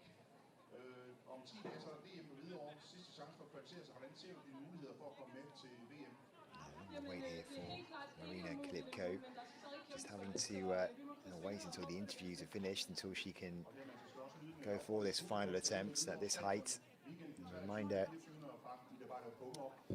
she is at the moment on her way to Tokyo, and even if she finishes in second spot, she will earn 50 points for this performance.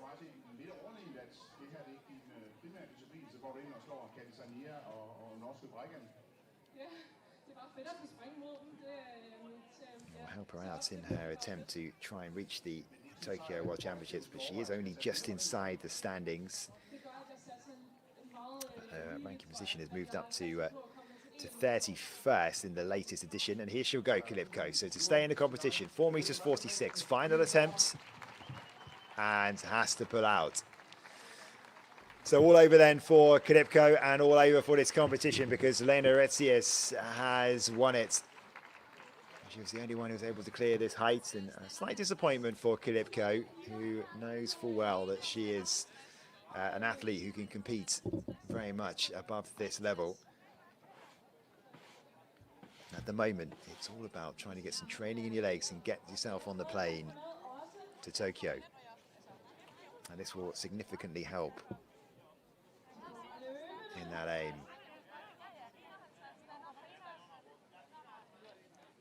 So well, there are other competitions to come and other athletes who will be fighting for a place in Tokyo over this next week and a half before the deadline next Sunday. But I have that rising Kalipko by at least another 6 or 7 spots in the rankings, so should just about make her safe to qualify for Tokyo. She is the top performing Ukrainian pole vaulter. So now the question is just whether Lena Retsias is going to continue on at the competition and raise the bar even higher.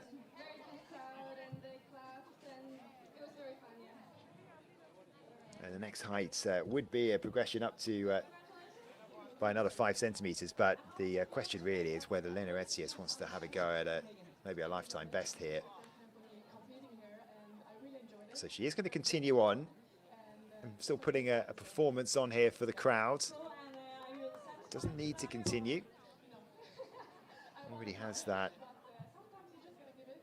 qualifying spot for Tokyo, the automatic standard achieved at the weekend. So what's she going to go for here? Just waiting for the confirmation to come up as to what the height's going to be for Lena Retsias. Last athlete out there then of this, the first stage of this Copenhagen Athletics City Games 2025, the men to come in the next half hour.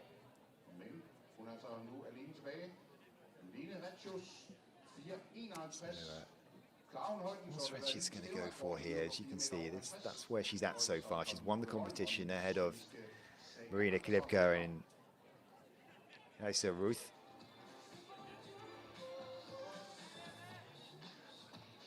Try and get a glimpse on the screen in a moment what she's gone for here.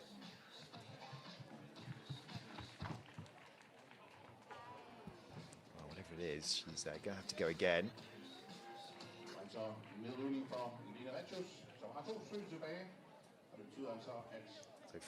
451 was coming up on the screen. I think it might be slightly higher than that. Can't see any reason for her to be going for a 451. Just to get some competition into her.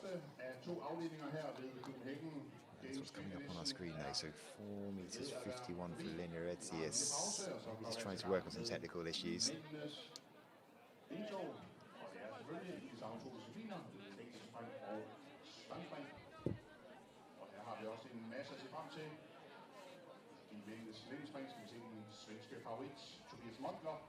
Som 4 gange har vundet sølv ved Europamesterskaberne, en enkelt gang ved verdensmesterskaberne indendørs. Den er selvfølgelig kvalificeret til VM, og den får stærk konkurrence i dag.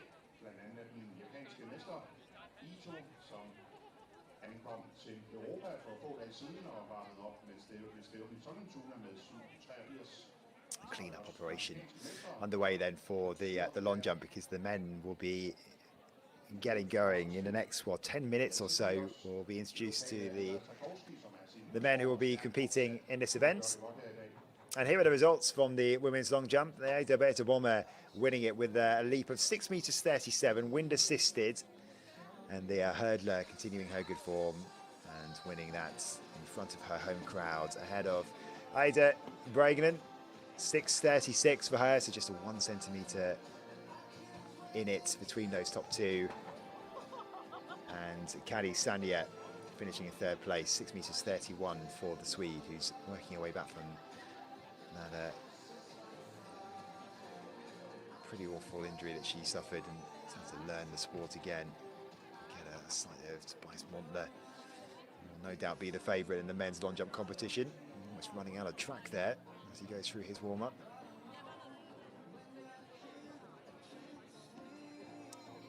Som nævnt, så lader det til, at der ikke foregår noget. Altså, vi har stadigvæk ikke afsluttet strandsprintskonkurrencen. Vi har fundet vinderen, det er altså Lena Retsias. So that's going to be coming up very shortly. Men's long jump competition.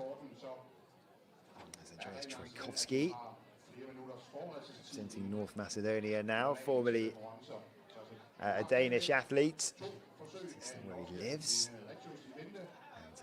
Born and bred here. Lena Retsias then with her 2nd attempt.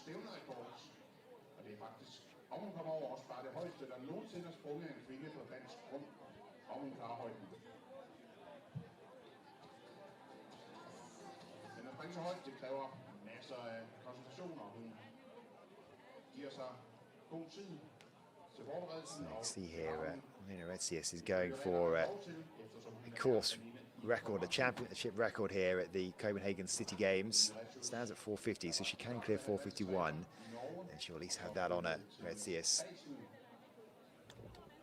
Og blev træner af en russisk stangspringstræner, der desværre gik bort sidste år.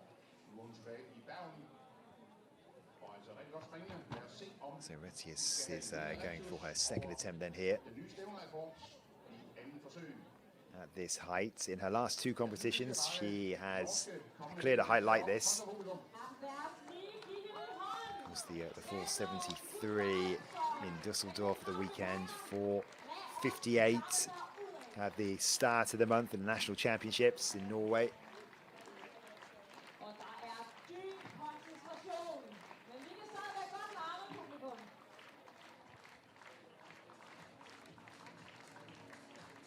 She's composing herself here, taking all the time that she has available to her. Men's pole vault gets underway in about 25 minutes time. She's got plenty of time.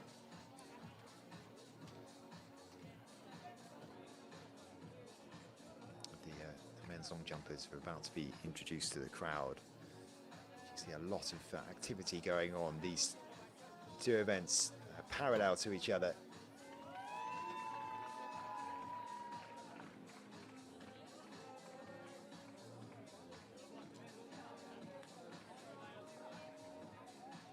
So here we go then for Retsius, second attempt at 4 meters 51 to get the Copenhagen City Games record.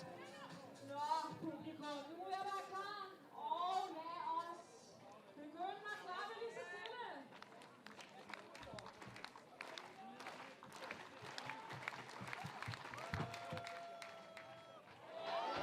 Oh wow, with a little wobble, she manages it. So Lena Retsius does get the championship record here. Marginalerne på sin side, og det havde vores norske springer der i den grad. How did the bar stay on there? And that's it for Retsius. She will exit the competition here. She's done. Gives the sign that she is happy with her effort there. And despite a little touch of the bar, doesn't matter how you do it, as long as you clear it. And the bar stays on. So Lena Retsius finishes as the winner and finishes with a championship record here at the Copenhagen Athletics City Games, 4 meters 51 to win it. Not perfect, that scorecard throughout, and she's been a lot better than that in other competitions recently in stadiums as well. But Retsius, who achieved that Tokyo qualifying standards at the weekend, it's been a very good week for the Norwegian. She knows for sure she will be going to the World Championships, and there's the meeting records that she can hold up and display to the crowd.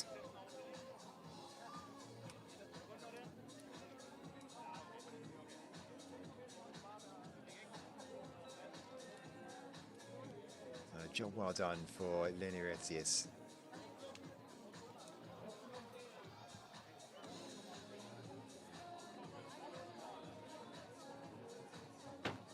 Takes us very nicely to the start of the men's competitions, pretty much spot on in terms of the timing. Lige om lidt, så er der lige præmieoverrækkelse, og så laver vi et lille interview med vinderen.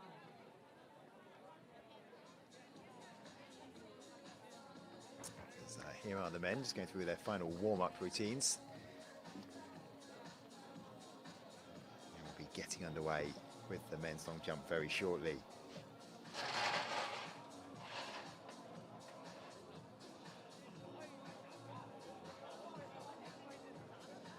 Here are the results then from the women's pole vault, and Lena Retsius winning it with that meeting record, 4 meters 51, ahead of Marina Kalipko, not quite at her best today, 4 meters 36, and Kasia Ruth finishing in third place, 4:26. Disappointing for Ariadne Adamopoulou, who we expected a little bit more of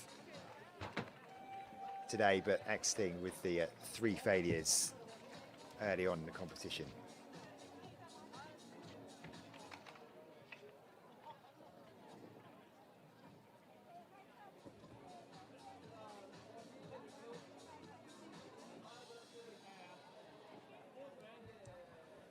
As you can see there, the long jump has been pushed a little bit to 7:30 now for the start of the men's long jump competition.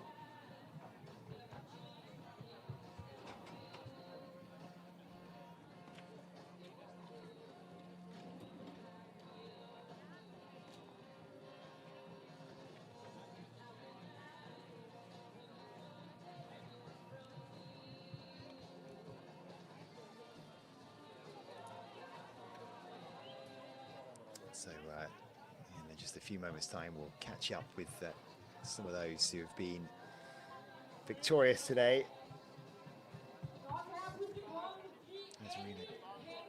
Kalipko exiting after finishing second. We are heading back to the changing rooms. Again, still in a very good place to head to Tokyo. Big things ahead for the Ukrainian. You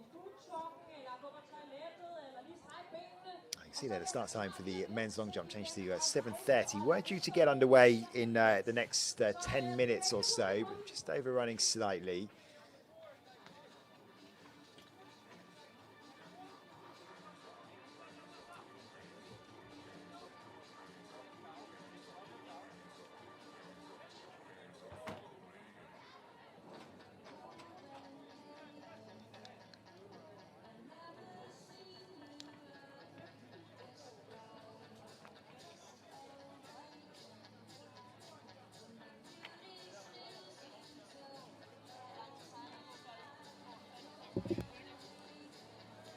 Men's long jump should be an interesting competition. Tobias Montler in here. Cheswell Johnson also due to be lining up. He was on the start list. Well, let's catch up with some of the winners from this competition, from the women's events. Yvonne. From Norway, Line Rettius, you set a new meeting record, 4:51.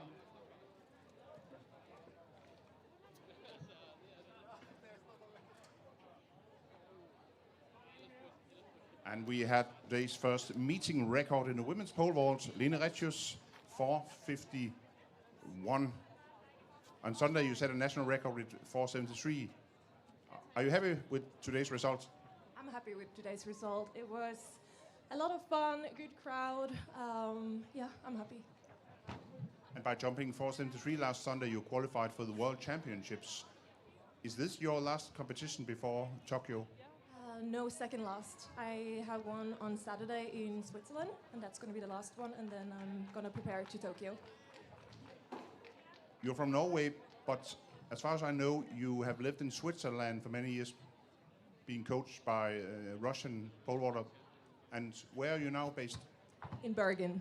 Back to Norway, and I have there a really good coach, a good group, and I like being back in Norway too. And next year, will we see you back in Copenhagen? I hope so. We do so. Thank you very much. Giv vinderen Line Rettius, en stor hånd, ny stævnerekord, 4,51 meter. So short and sweet from Line Rettius, winning her victory in the women's pole vault. And you can see the men going through their paces, because the men's pole vault competition will be coming up in the next, 20 minutes or so. So confirmation of the results then from the women's long jump. Ida Beterbommer, the winner, 6:37 ahead of Ida Bregen, just by 1 centimetre, and Kali Sanyo still working her way back to her very best form in third place. Tilde Hansen having to just miss out. Good result there for Josephine Andersen as well, the heptathlete, who's improved on her PB. Her lifetime best came into 6 meters and 2 centimeters and improves by a couple of centimeters. That mark you can see there, not unfortunately for her, wind legal.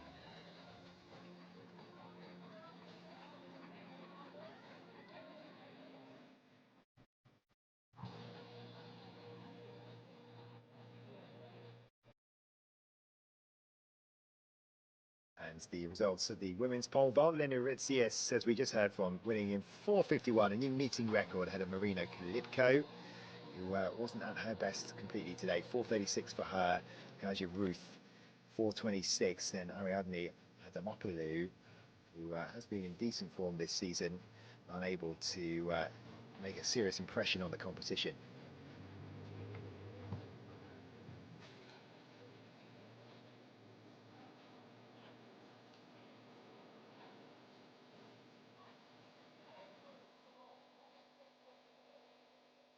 So let's just have a look back at some of the highlights from a little earlier on, and this is the women's long jump. That's Tulia Hansen finishing in a 4th place, and Bregen as well, very much impressive throughout, finishing in 2nd spot. The Paralympic bronze medalist, Mark,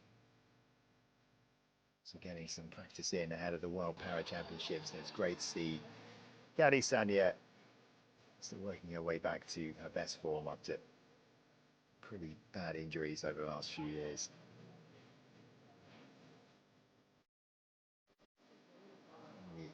The other para-athletes will be heading to India.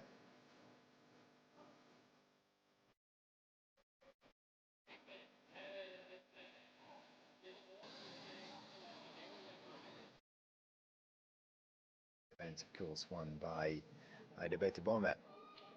So many exits in the pole vault competition. I weren't able to see Ariadne Adamopoulou continue on. Wasn't able to clear 4:26. Marina Kalibko there exiting at 4:46. But Lena Retzius winning the competition in 4:51.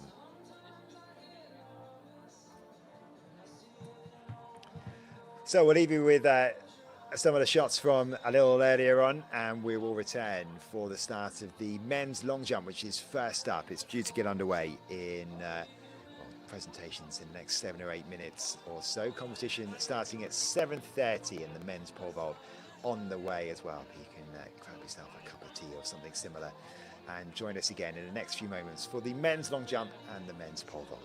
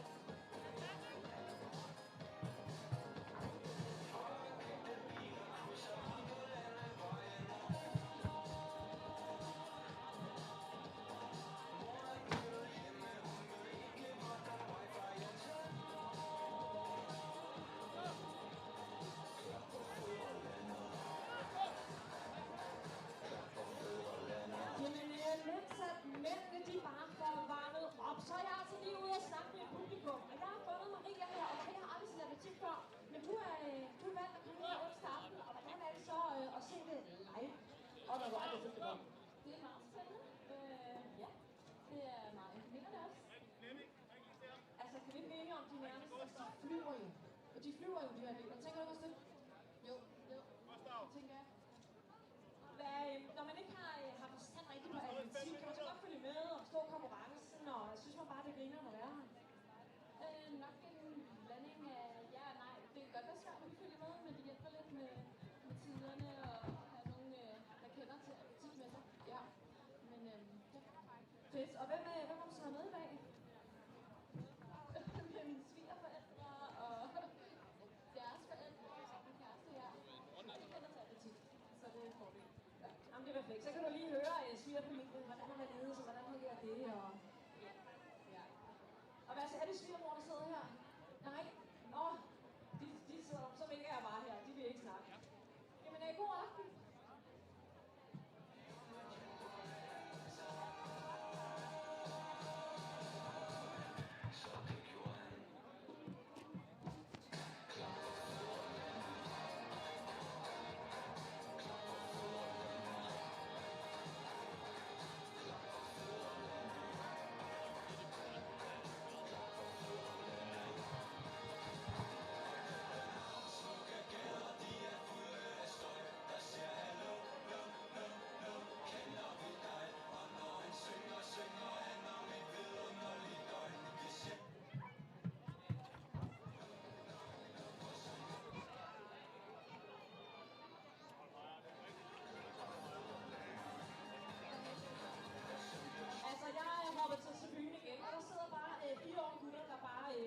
Første parket her og har det fedt. Er det ikke rigtigt?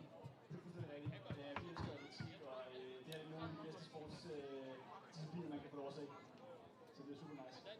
I har også sat jer, så I kan se alt. Ja, vi stod og snakkede om, det kan ikke få lidt sand på, så kan jeg få sandgraven, så det skal være spændende. Jamen, jeg har godt også lagt mærke til dem, der står herovre ved sandet, isen hver gang, der bliver sprunget, hopper I tilbage. Men det er super godt. Der er I lidt mere længe over på sagen. Ja, lige præcis. Men det er også fedt, altså vi løber alle sammen med langgav, så det er meget fedt at få lov at se, hvad andet I gør med atletik. Jeg dyrker også lidt atletik. Ja, det gør. Fedt. Håber jeg så også på, at det bliver jer en dag, der skal stå midt i København, midt på Østerbro og lave noget lignende? Ja, det gør jo vel. Det bliver nok lidt svært, når vi løber lidt længere, men det kunne da være fedt. Fedt. Jamen, hygge drenge, det ser dejligt ud, og lige om lidt er vi jo klar til mændene, der bare kan springe langt og springe højt. Er det ikke rigtigt? Jo, lige præcis.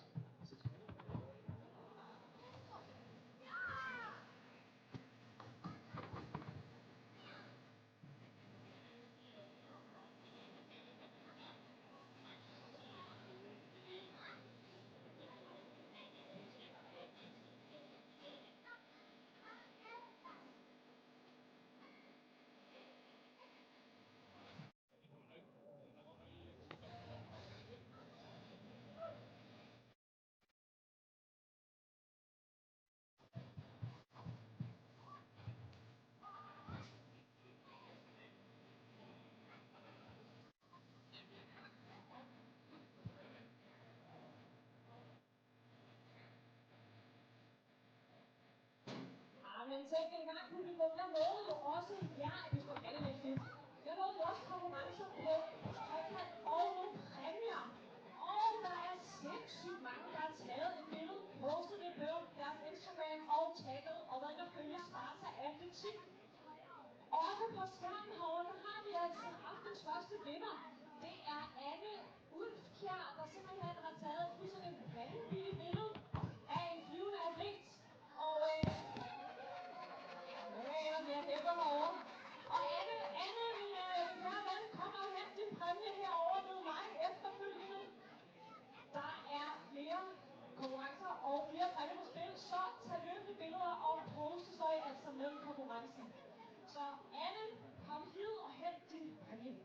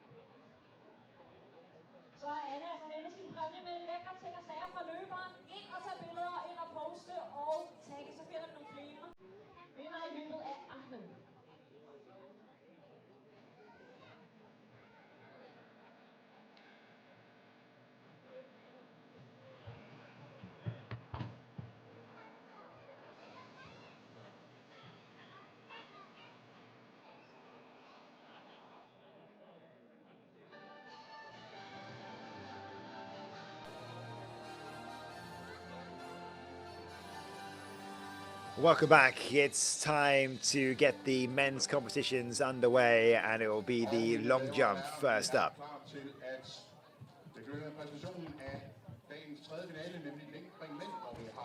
Let's introduce you to the athletes. From Germany, Kevin Buka.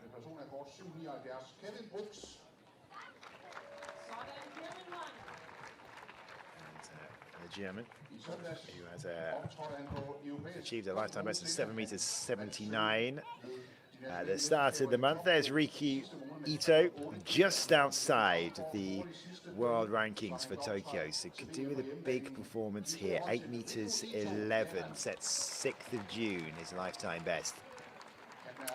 Very familiar man here to this area of Copenhagen. Andreas Trajkovski did represent Denmark, now represents North Macedonia, the European indoor finalists from Apeldoorn.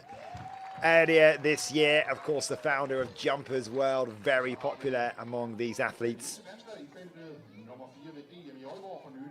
Bertram Costa has a PB of 7 meters 43.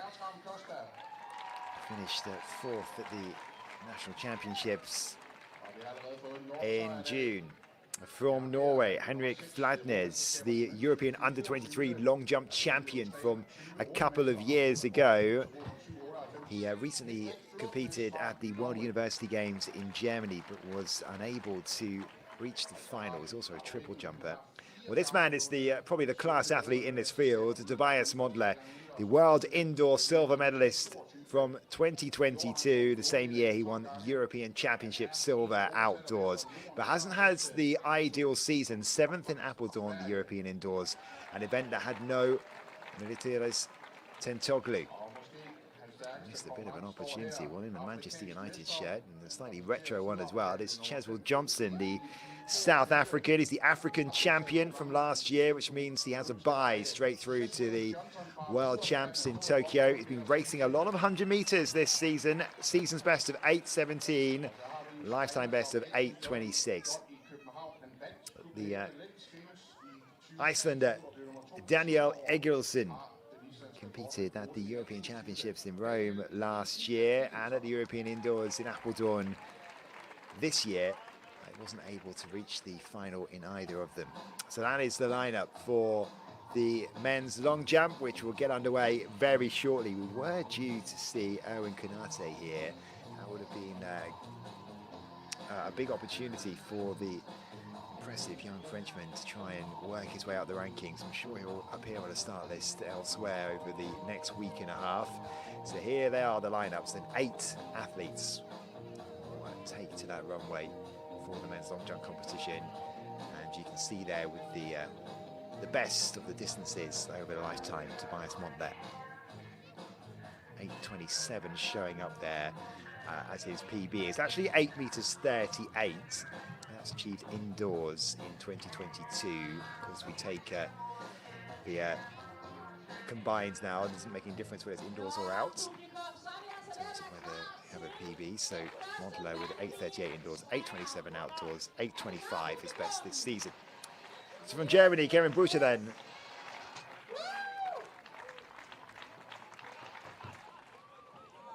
Getting this competition underway with a leap that looks to be over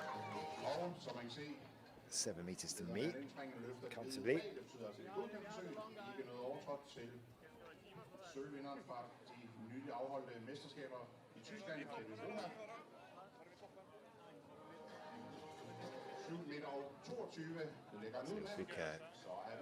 What's he open up with here?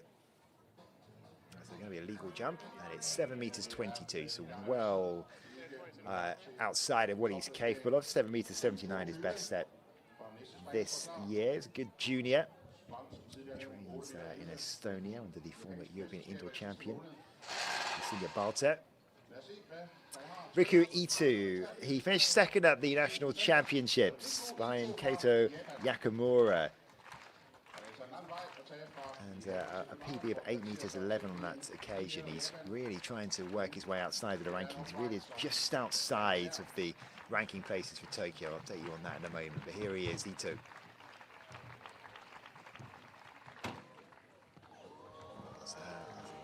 jump that from Ito. Maybe a good start from the Japanese athlete. And he likes it as well. Now, the automatic qualification standard is 8 meters 27. Some of the athletes here are not too far away from that. Let's see what this is from Ito. He liked his start. I'm not sure it's quite as good as he maybe have hoped for. 7 meters ish. 7.62 for Ito to get his competition underway, and pretty much ideal conditions. But Ito, who's just outside those world ranking positions for Tokyo, as I was saying, really wants to compete at his home championships. A good performance could do it today. 2 places outside of those ranking positions, but 3 Japanese athletes are better than him at the moment. And the nearest to him, 8 places above. So it's a real battle going on because he does have that second spot in national championships. Andreas Trajkovski, been around the circuit for a long time, still loves the sport, the 32-year-old, and still convinced he can jump over 8 meters. Here he goes to open his competition.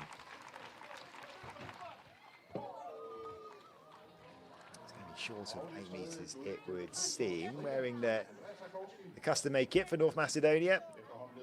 Founder of Jumpers World is a huge success. If you're not aware of it, has over 600,000 followers across social media networks. It is one of the news sites for athletics generally, track and field. Speaking to him recently and just talking about how much he still loves this sport. Still wanting to make progressions through it. 7 meters 54 into a slight headwind for Trajkovski.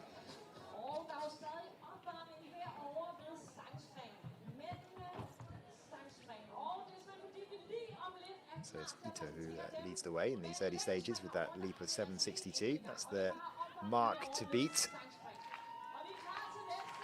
Bertram Costa, the 22-year-old Dane. Only 8 athletes in this field, so there won't be any eliminations throughout this. Costa to open his competition. You saw there his lifetime best, 7 meters 43.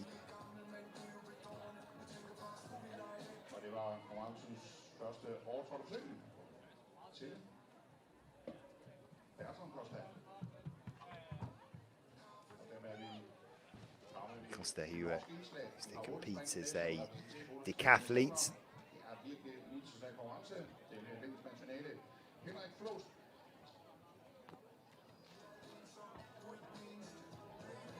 Only 1 long jump competition recorded this year when he finished 4th at the national championship, 7.43. Competed in 4 100 meters this season. Achieved a PB of 10.81. Henrik Flatnes, the former European under-23 long jump champion, is also a triple jumper. Now, unlike Sjöstrand in the previous women's event, this is his favoured position. The long jump instead of the triple jump. Getting his competition underway, Flatnes. 7.89 is best this season. Hasn't broken 8 meters in his career yet. Only 2 Norwegians have broken 8 meters, so if he can do it, it'll be a big achievement for Flatnes, the 23-year-old.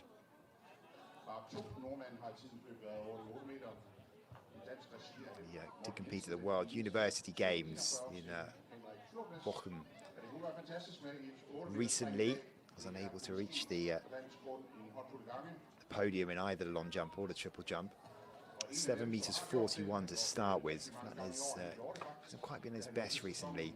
Tobias Montler, the Swedes, the decorated Swede, former world indoor silver medalist and a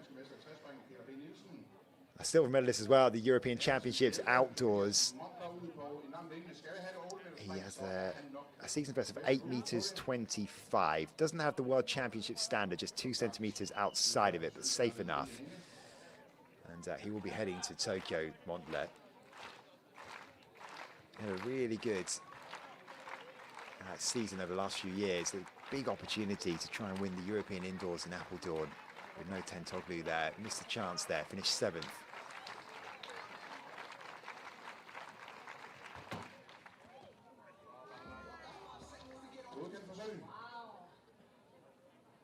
Looks like it might be the best attempt so far. We'll wait and see. Spidsen forløb, altså japanske Rico Ito fører med 7.62 forløbig.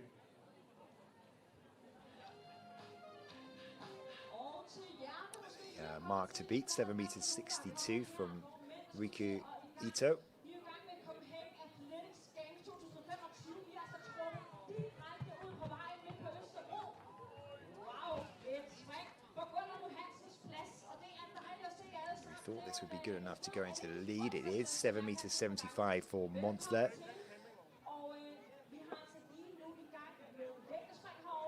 He started the season pretty well indoors, had an early world lead from Serbia, one of the world indoor meets, 8:23, lasted for a while. He was in the top 5, I believe it was, for indoor performances this season. Cheswell Johnson then, the African champion. 8 meters 17, his season's best.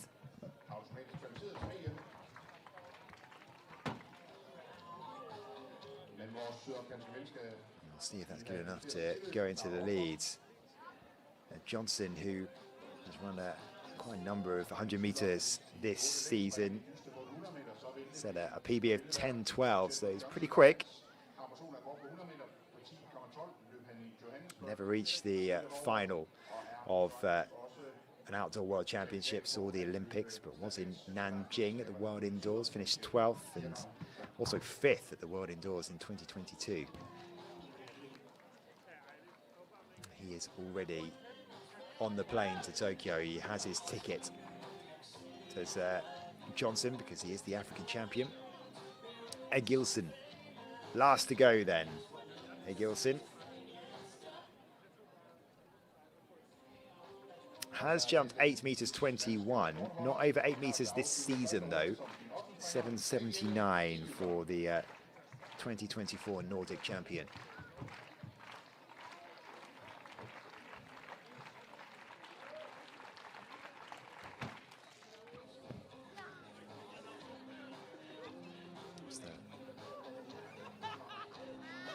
Backwards a little bit for the heavily tattooed Icelandic athlete.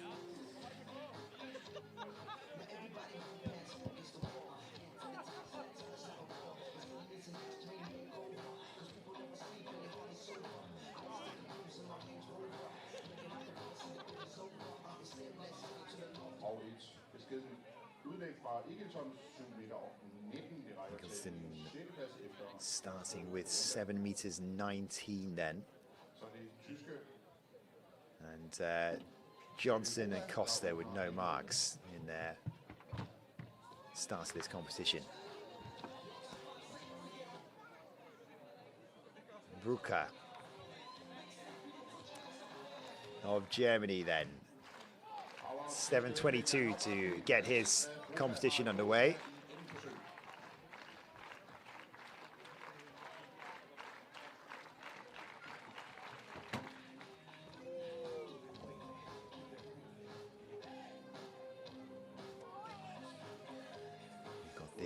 Men's pole vault competition coming on in a few minutes time, so we'll bring you the introduction to those athletes very shortly. Brucker hoping to improve on 7 meters 22.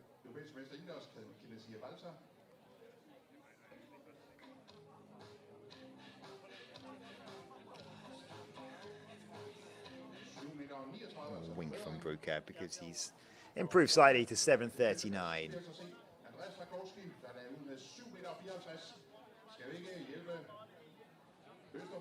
Pole vaulters still going through their warm-up routines. Trajkovski then started with 7 meters 54. It's put him into third place at the moment.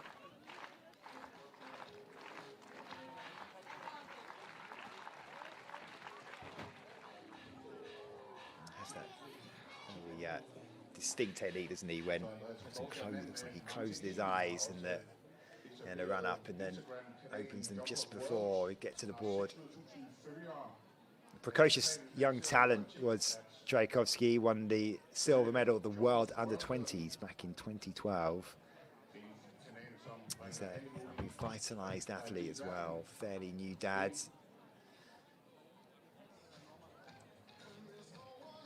So very popular athlete on the circuit. The work he does to try and elevate the profile of his sport through jump as well. 7:52 then, just below his opening mark of 7:54. Costa then for Denmark, the Dane, the young Dane. 7:43 his best. He was unable to achieve a mark in round one.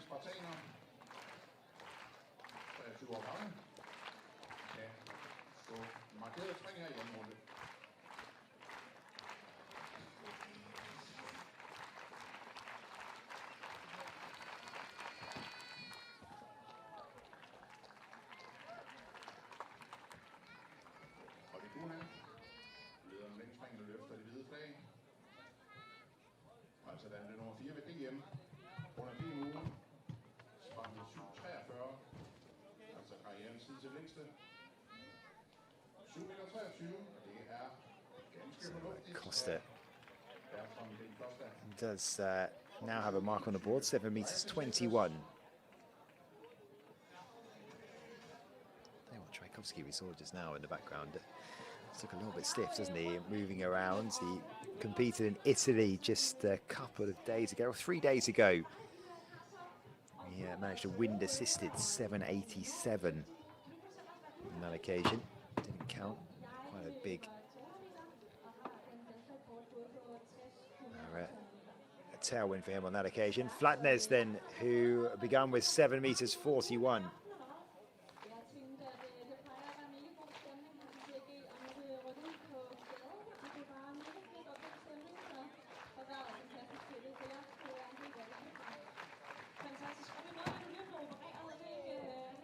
Think about all the different elements that you've got to achieve at these street circuits. The runway is not necessarily narrower, but there's no room for error there, is there? So you have to think about that. The sort of mental challenges of not going outside of the limits, so you're going to stack it, which isn't going to be particularly pleasant. Flatnes, no mark then with round two.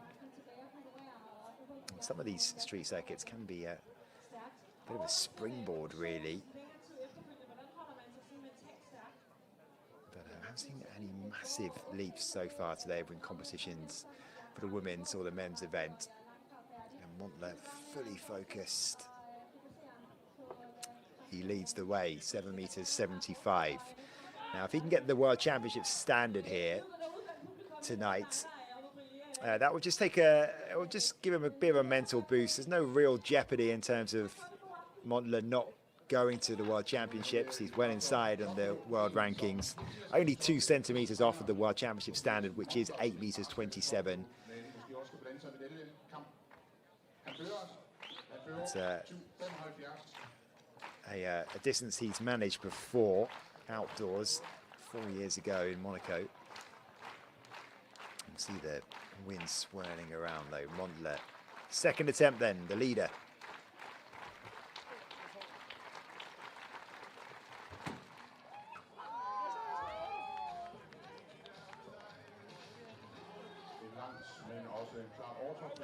Inspecting his work.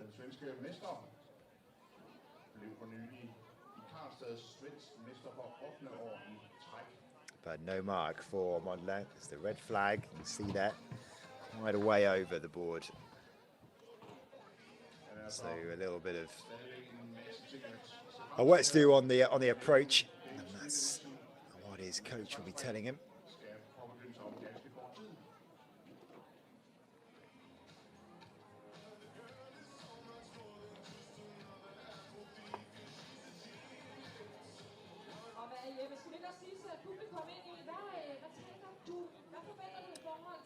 Chetwell Johnson, the South African, the African champion,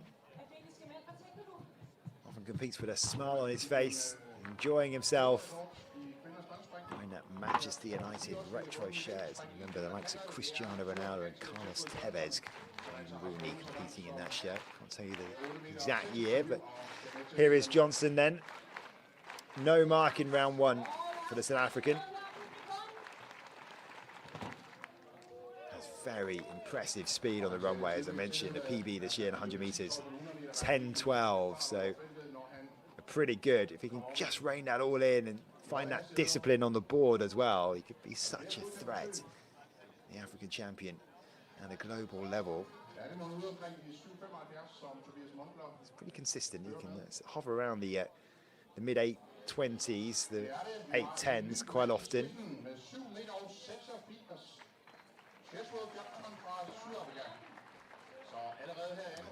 He has got the white flag on this occasion. Is it good enough to go into the lead? It is. 7 meters 86 then, and he is the new leader.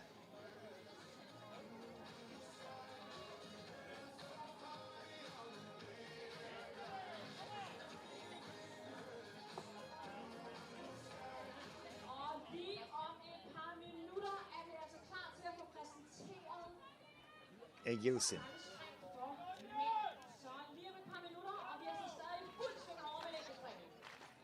7 meters 19 to start his competition.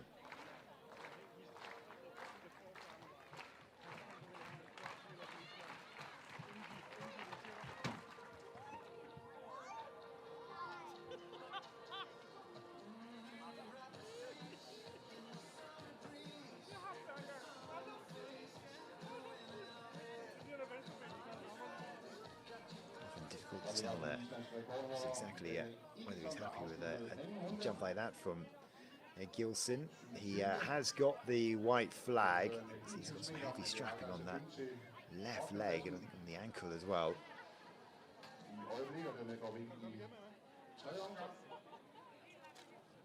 It is 7 meters 20 for Gilson, so he improves by 1 centimeter.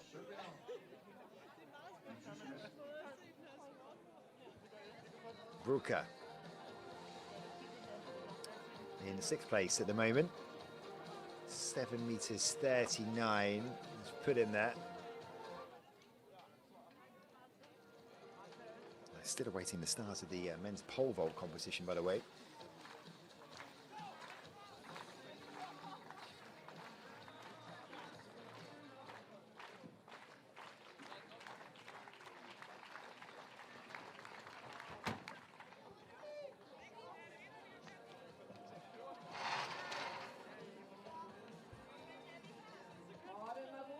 Finished second at the national championships in Germany early this month with that lifetime best of 7 meters 79.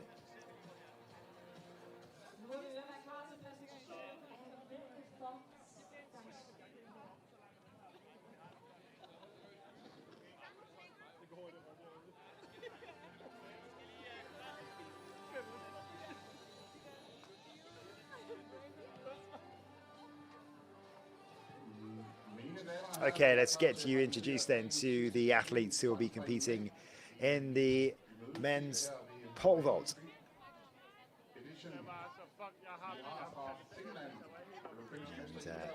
And here is the Finn, Juho Alasari, 21 years old, the European under-23 gold medalist from 2023. He did compete at the under-23s again recently, he finished 7th on that occasion. William Asker of Sweden, the Swedish champion, obviously no Mondo Duplantis competing at the national championships on that occasion.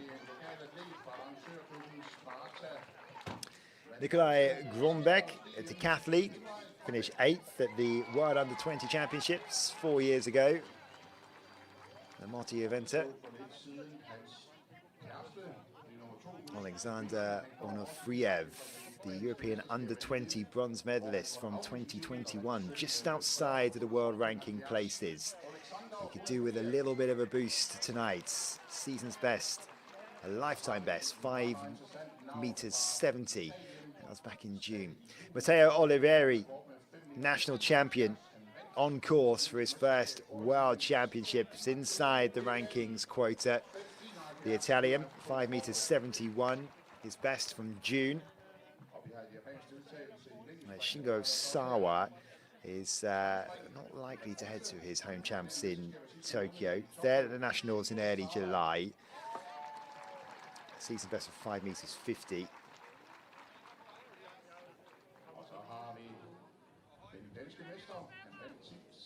Asger Pettersen, Danish champion. Season best of 5 meters 10, and his lifetime best just a little above that.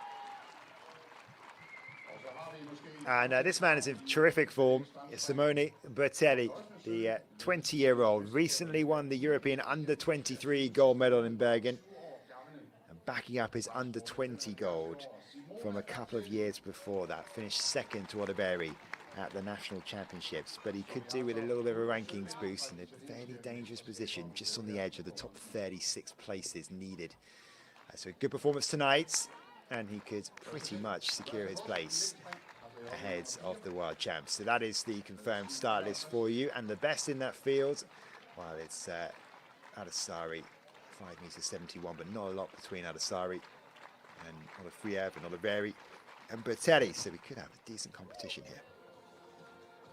The bar is due to start at 4 meters 80, so most of the leading contenders will skip this height, and only Grombeck and Pettersen have decided that they are going to open their competition at 4 meters 80. In fact, Oliveri and Bertelli are skipping this all the way through to 5:26 is when they're going to enter the competition, so some way off. Third round of the men's long jump, and Costa 7 meters 21 for Costa in round 2. Have seen an improvement from Riku Ito, 7.69, through into still in third position. And Andreas Tchaikovsky, incredibly consistent, 7.54, 7.52, 7.53, barely anything in it across his 3 attempts.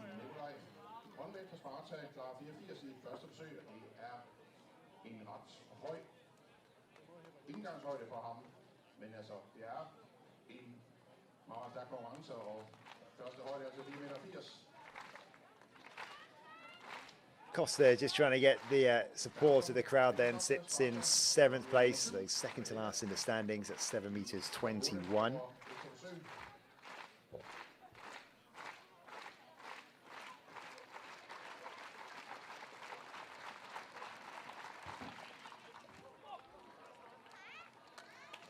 Looks pretty happy with that, the home athlete. But he's maybe just been given a red flag.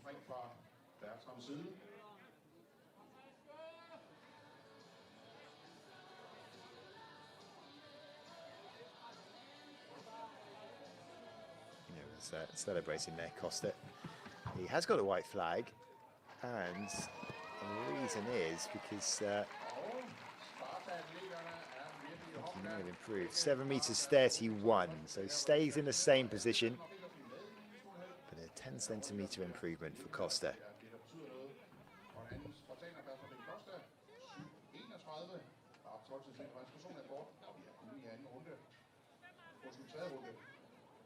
Flatness, who no mark in round 2. 7 meters 41 though with his opening attempt. Season's best is 7.89. And that was at the national championships. There's 15 Norwegian titles across long jump and triple jump, in and out. Includes this year.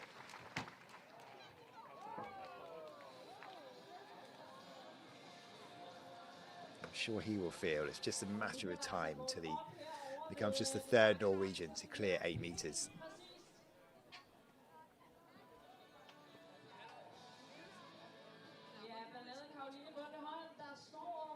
I'll tell you, in the men's pole vaults, Grombeck and Pettersen both cleared 480 in their first attempt, so the bar will now rise to 5 meters, and that is where Shingo Sawa will also enter the competition too, but some of the big hitters are skipping that height as well. So Tobias Montler, who has lost his lead to Cheswell Johnson, 7.75 in round 1, gave him the early advantage. No mark in round 2. And Johnson, who leapt 7 meters 86, leads the way.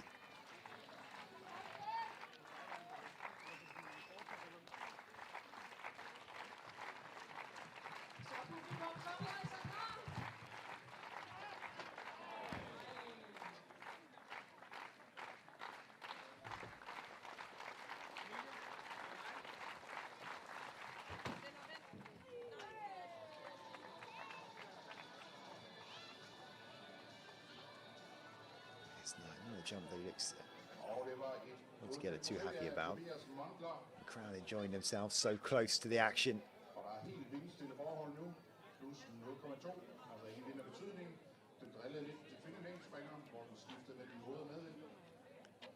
It'll be a legal jump for Montler, and it's a better jump as well than he's managed previously, and it's going to put him back into the lead again, because Tobias Montler has cleared 7 meters 93. So just going through the gears is the Swede. He is the leader once again.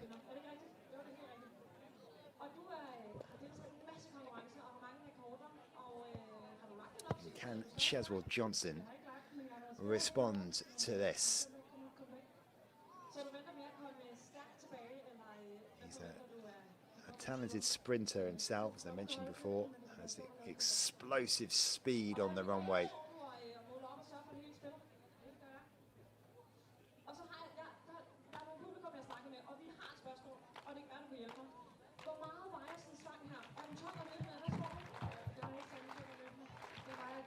Here's Johnson trying to regain that lead.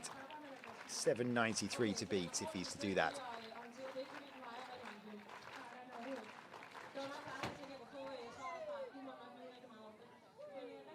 It's rare to see many who are faster than Johnson. He actually hasn't cleared 8 meters more than once this season. So just in his opening competition of the year, 8 meters 17 at altitude. Since then, going through his best leaps at previous competitions, 781, 762, 766. It's already been a pretty good competition actually for Johnson. So yeah, 768 for round 3. So it's no improvement on his 786. This is already his best competition since the end of May then for Cheswell Johnson. Johnson øgede ikke i tredje runde. Han sprang ved mål til 7 meter og 68. Så skal vi igen se den islandske rekordholder. Egilson. Daniel Egilson, der i øjeblikket ligger på sidste pladsen med 7.20.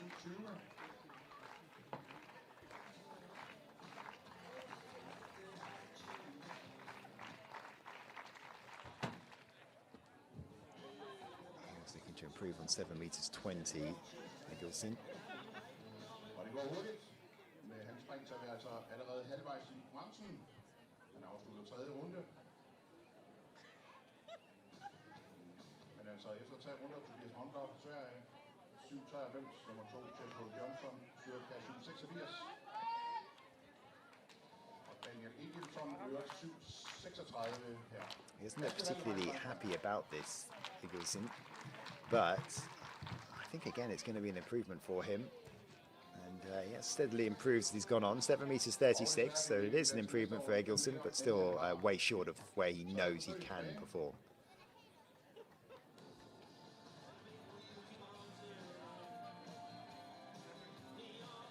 Men altså, vi nåede halvvejs i længdespændskonkurrencen, at vi vender springrækkefølgen op, så nummer 8 springer først, og så kommer nummer 7, og så You can see the bar being risen to it's on 5 meters at the moment.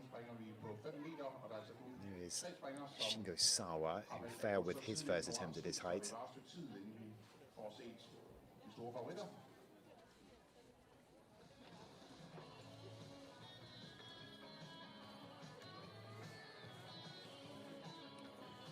Sawa, this is well within his capability. He should be clearing this fairly straightforward.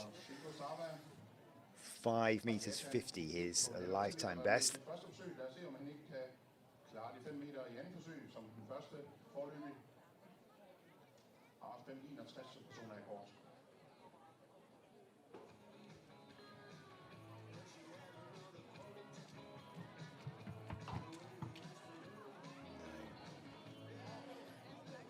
Things aren't clicking at the moment for Sato.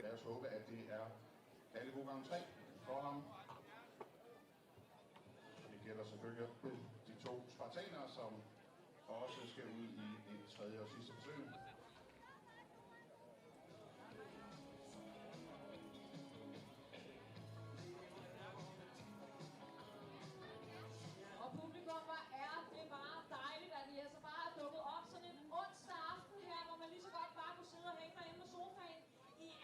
So Peterson, who cleared 4 meters 80, that is first attempt, but has one failure at 5 meters.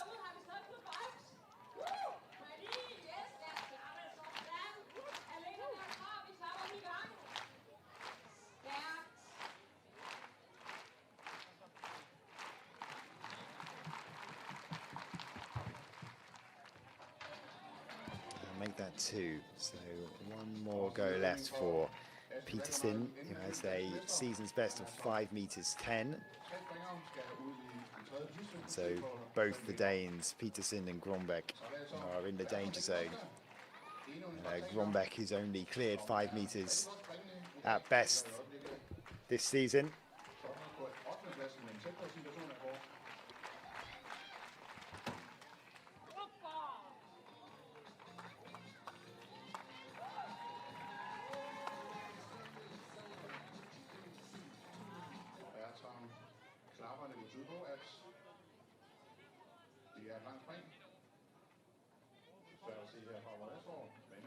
So here is Nikolai Grombeck, the decathlete.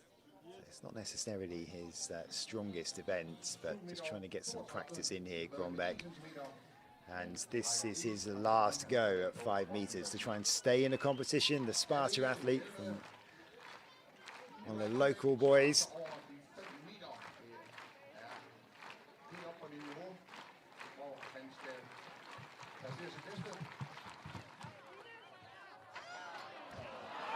Big brush on the way down, and Grombeck out of the competition.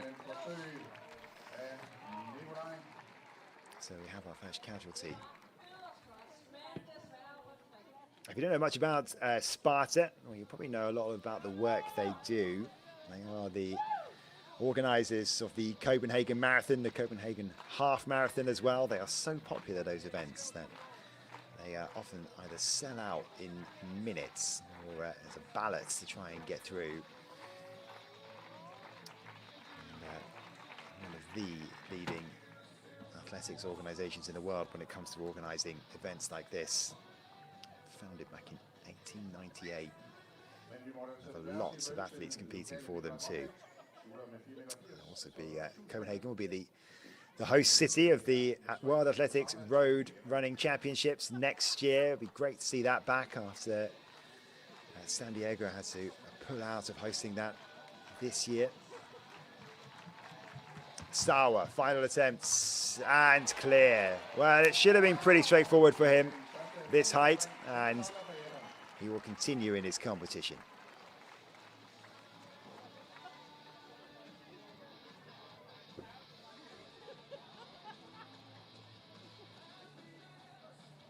Chuckle to himself as well there, Sauer, because he knows he shouldn't be struggling at a height like this. So you're in shot.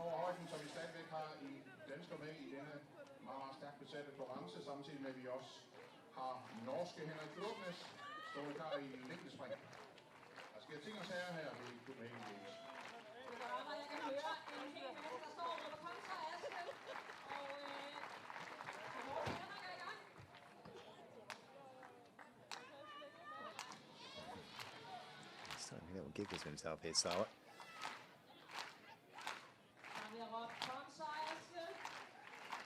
So Peterson to keep himself in the competition. This his final attempt at 5 meters.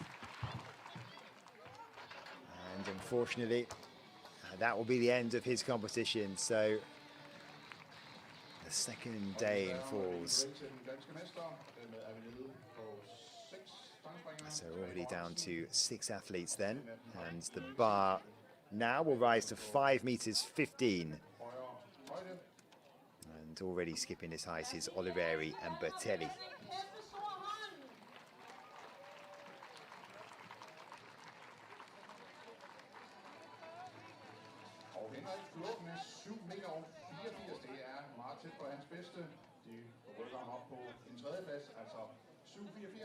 Rækker kun til en tredjeplads foreløbig. Det er altså højt niveau, vi er vidne til her i den konkurrence, hvor vi er fjerde runde.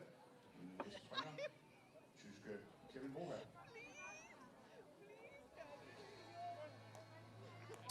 So our first sighting on the runway. of Juho Alasari, the 21-year-old Finn, the former European under-23 champion. He's lost that status now. He's not the reigning champion anymore. The recent event in Bergen, he did compete there as well, still very much eligible, 21 years old. Really burst onto the scene by winning that gold medal a couple of years ago, but only managed to finish 7th this year. And the Finn, who has a season's best of 5 meters 50, that's outdoors, but has cleared 5 meters 62 indoors this season. Not far off the ranking positions to get to Tokyo either. So this is a really big competition for Alasari. Just waiting for that bar to be set at 5 meters 15, and he'll hope to go clear fairly easily here.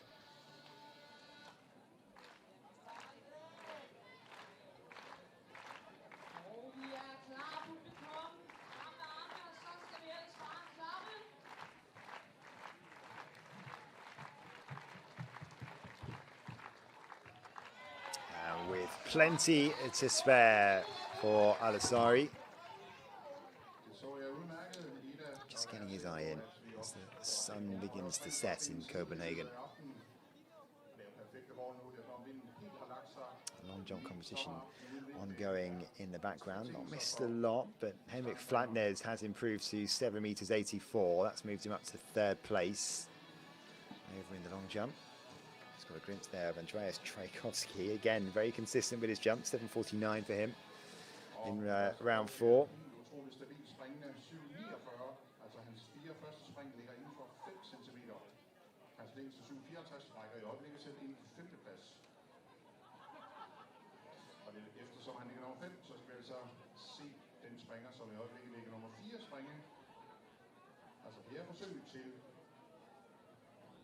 Sølvvinderen fra de japanske mesterskaber, Rico Ito. Jeg tror også, vores japanske ven gerne vil have jeres opbakning. Kom så, Rico Ito. Well, next up to get his competition underway, William Asker.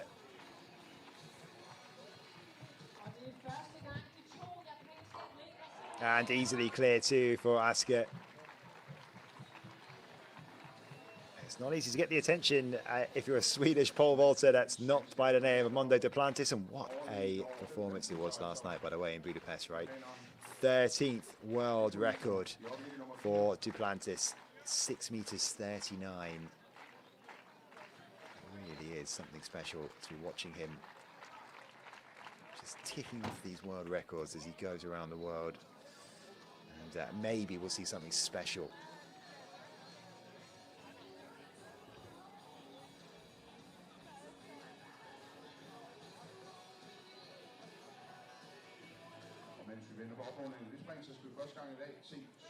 Since 6:39, then 6:29 for Duplantis. It really was something quite special, wasn't it, from Duplantis? And over first time too for Onofriev.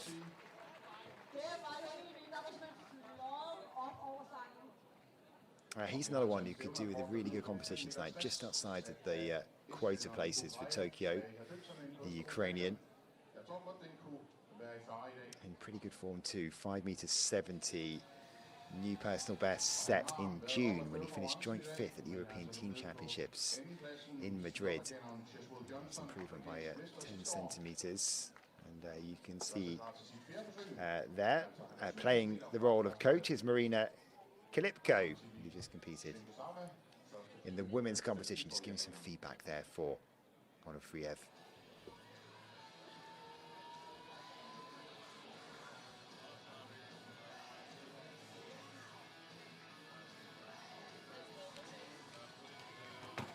Sauer again, 5 meters 15 this time, and yeah, well, he always had a little chuckle to himself, didn't he, when he couldn't clear 5 meters. Again, this should be well within his wheelhouse,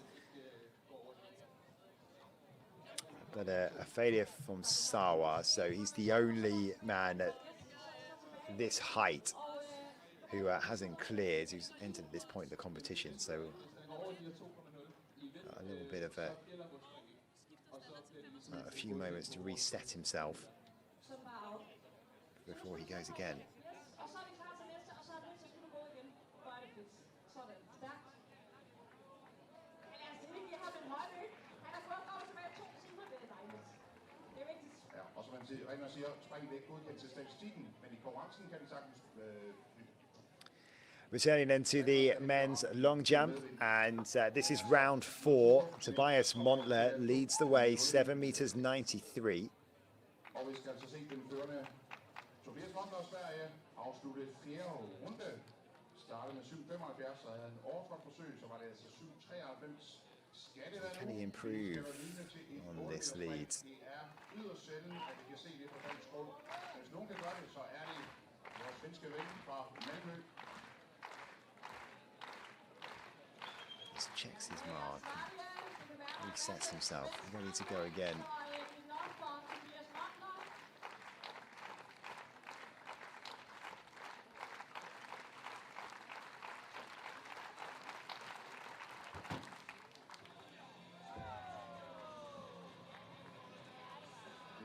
He's an athlete who rarely shows much emotion, Tobias Montler.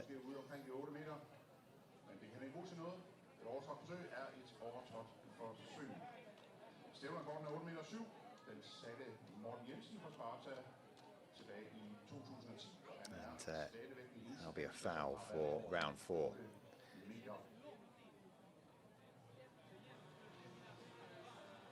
So athletes running out of opportunities to try and unseat Montler at the top of the standings. I alt 16 spring for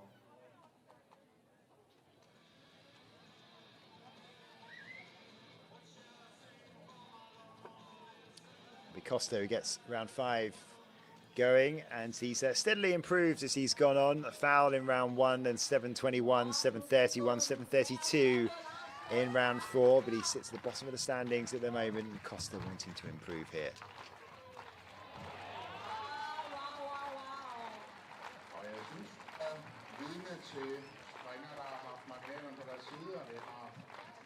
Cheer in the background is the sound of Shigo Sawa going clear at 5 meters 15. We saw a little bit ago in the pole vault competition, so the bar now rising to 5 meters 26. But over here in the long jump, Costa getting around 5 going.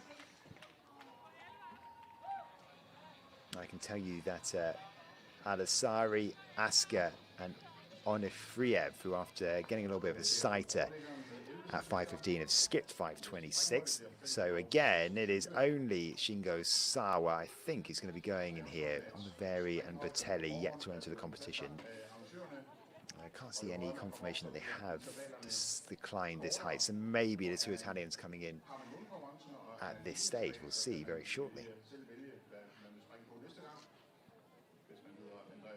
It's 7 meters and 2 centimeters for Costa, so no improvement for the Dane.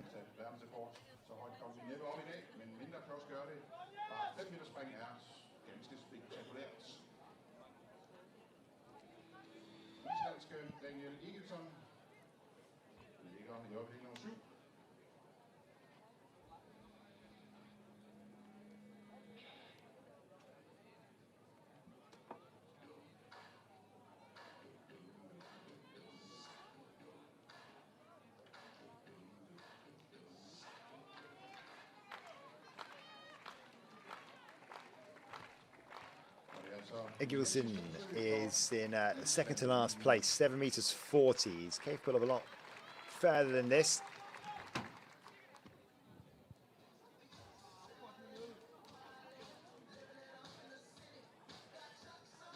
Grimace from Egilson, who has got some heavy strapping on that left leg.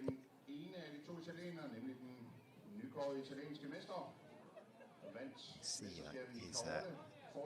his knee and his ankle with a significant amount of support around it.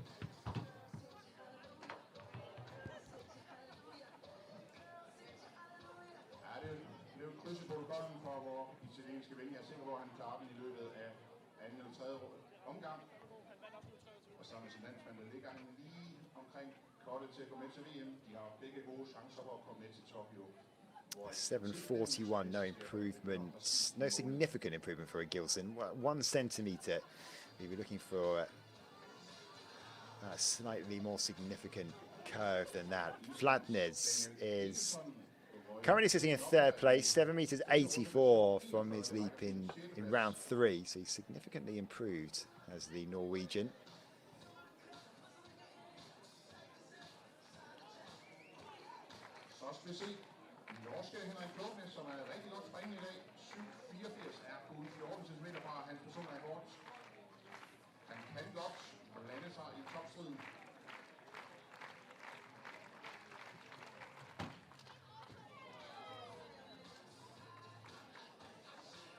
Athletes often know when they've it just feels good. Everything looks and feels good, and Flatners with the mini celebration there, and he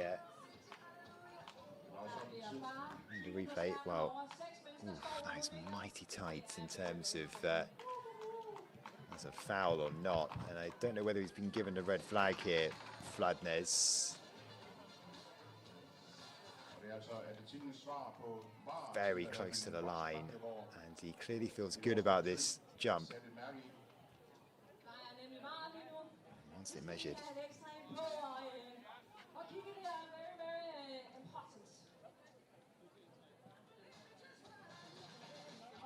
Flatner just asking Tobias Montler for his opinion.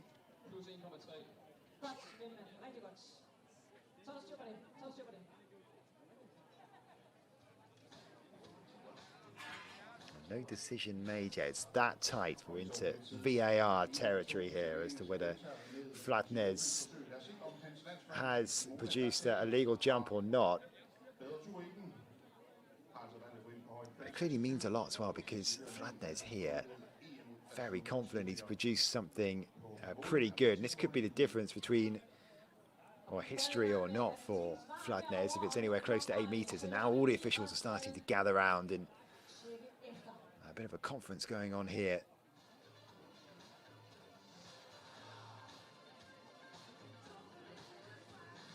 Thumbs up for Flatners. And so what is the distance? For all this, it's no improvement. A bit of an anti-climax for Flatners. Is it any better than he managed before?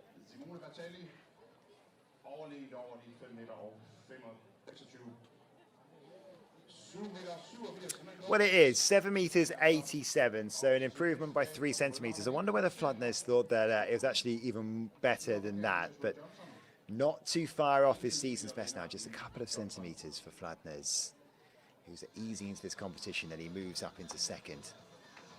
Brücke with a foul in round 4. His best jumped 7 meters 41. That was in round 3.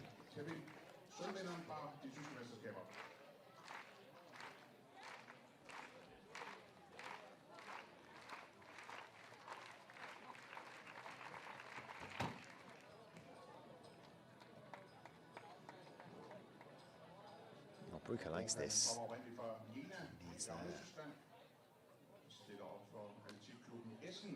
He's got the white flag too. Now, why does Brücke like this quite so much? 7 meters 79 is his lifetime best. What has Brücke managed here?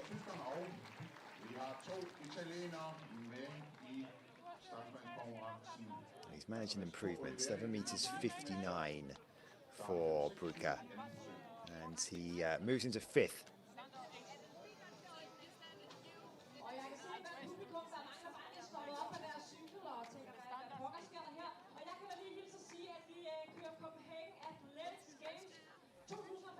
Andreas Trajkovski with a pretty good sequence throughout his opening 4 rounds, and across those opening 4 jumps, only 5 centimeters in it. He loves to compete, Trajkovski. Got a little bit stiff as he's been wandering around the complex.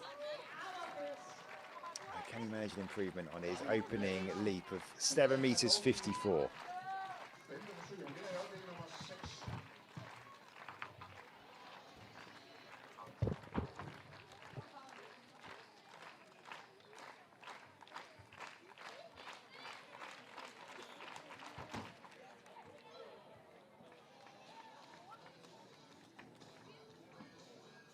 So there he's moving around with a little bit of a limp there, Tchaikovsky. Desperate to try and get himself on the plane. He's still in contention. This is the season of his life in terms of getting to a final in Apeldoorn at the European Indoors and finish 8th. He still very much believes there's more left in him. Over in the pole vault competition, by the way, Bertelli and Oliveri have entered the competition. Bertelli clearing 5:26 first attempts. Oliveri needed 2. Adasari, Asker and Olafriev have all skipped 5:26, and Shingo Sawa has 1 attempt left to try and stay in. Riku Ito.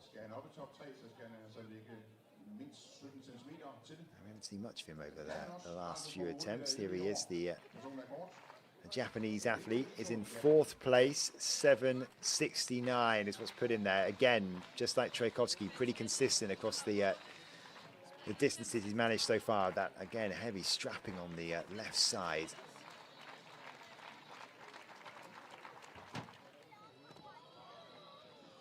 Losing a bit of control at the end of that attempt.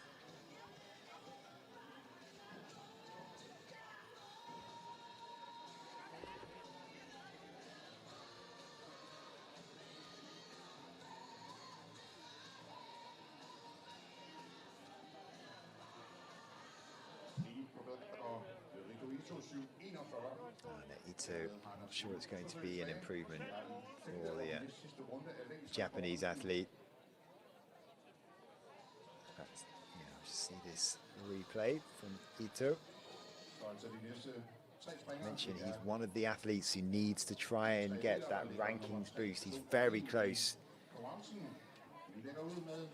to the top 36, 7:41, so no improvement for Ito. And it's not just the getting into the top positions, he needs to also usurp a teammate, because 3 Japanese athletes are in a better position than him at the moment, and each federation can only send a maximum of 3 unless they are already a world champion, have a wild card from the Budapest champs, or they win the Diamond League, or like this man, have won their area championships. Cheswell Johnson is the African champion, and he already knows that he is definitely going to Tokyo. So the South African has been bumped down to 3rd. 7:86 in round 2 is best so far. This is his penultimate attempt. He gives it absolutely everything, doesn't he, on that runway? And does he get the white flag? I feel like there's a massive jump in him somewhere, don't you?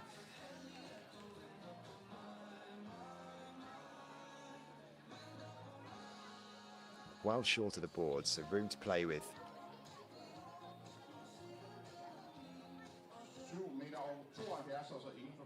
Remember, his best so far is 7:86. 7:93 is the lead set by Tobias Montler.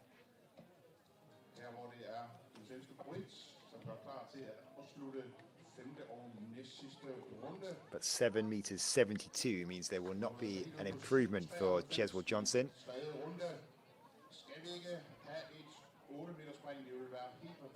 And 1 round left, but to finish round 5 will be Tobias Montler, the leader. 7:93. Can he crack 8 meters in this competition?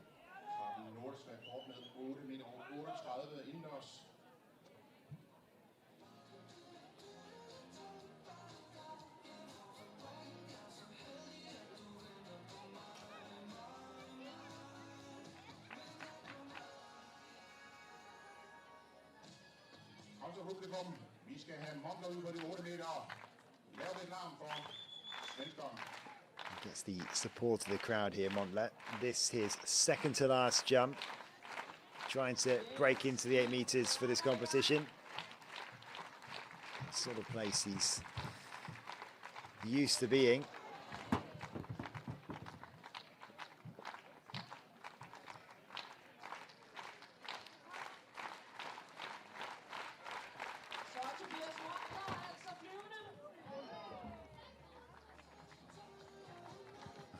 check it back from Montlet. Puff of the cheeks and shake of the head. So maybe no improvement here for Tobias Montlet. The angle's a little bit tough, isn't it, sometimes to see.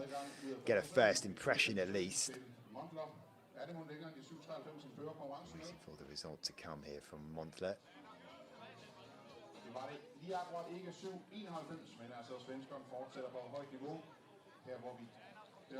793. His best so far, just short of that, 2 centimeters short. So 791 for Montlet, no improvement, and 1 round left to go.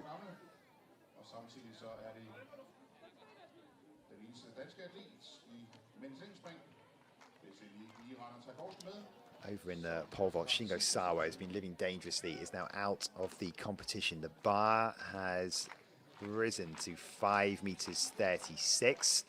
Simone Batelli and Matteo Oliveri have skipped this height. Juho Alasari has failed with his first attempt, and still William Asker and Alexander Unafriev to go.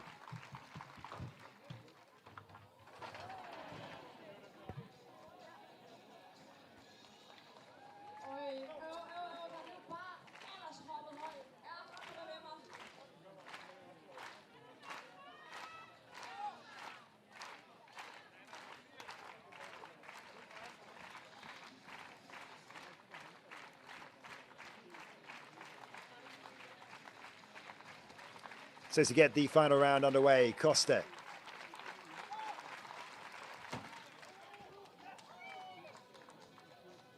Is that going to be an improvement for Costa? Well, he thanks the crowd. 7 meters 32 was his best in this competition. That was achieved in round 4.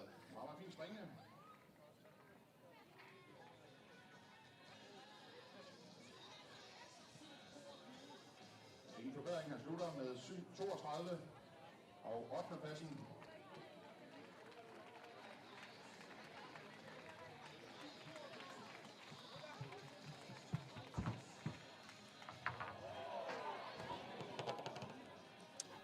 .722 to close for Bertram Costa. Virkelig højde på, men altså falder ned i overliggeren. Det er sådan, at man kan vælge at få støtterne rykket frem eller tilbage. So next up, Henrik Fladnes, who sits in second spot. Now, we haven't had a reordering of the competition at the end here. Often we do that, but not here. So Fladnes is going to be going next. Often we go last to first.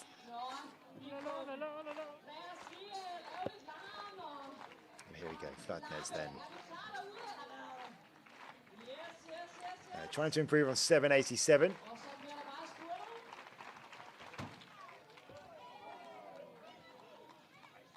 do you think of this one? He was pretty happy with his previous attempt and fought hard to make sure that it was recorded as a legal attempt. Not far off his season's best at the moment here, Fladnes.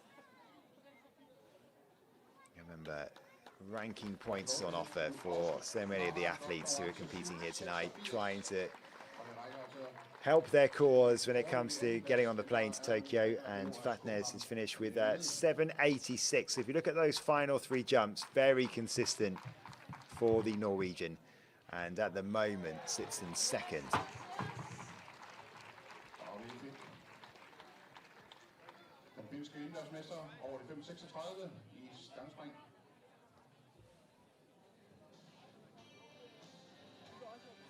Han er altså den første til at gøre. Simone Batelli. Italien har valgt at slå over de 5.36, så ham ser vi altså først på størrelse 5 meter og 46. Tyske Kevin Bruka står klar i længst. Bruka.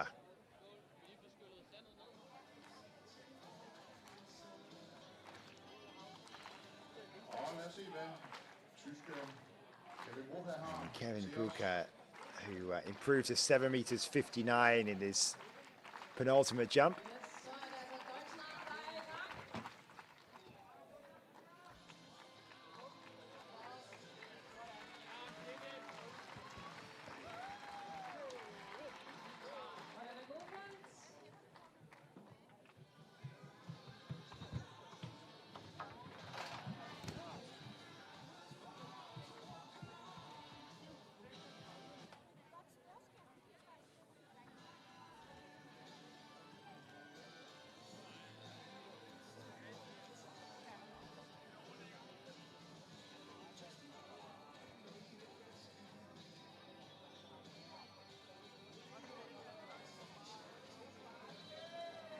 7:36 to close out for Kevin Brucker. Daniel Ingi Agilson, who we thought was looking like he's in a bit of pain, by the way, he will not take his final jump. So he has declined that, and he is out of the competition. So we skip instead to Andreas Trajkovski, who, as we said, has put together a pretty impressive sequence of results, but it has declined slightly since round one. 7:54, his opening attempt was pretty good. But he's in 6th place. He wants to try and move up the standings. So Trajkovski with his final attempt.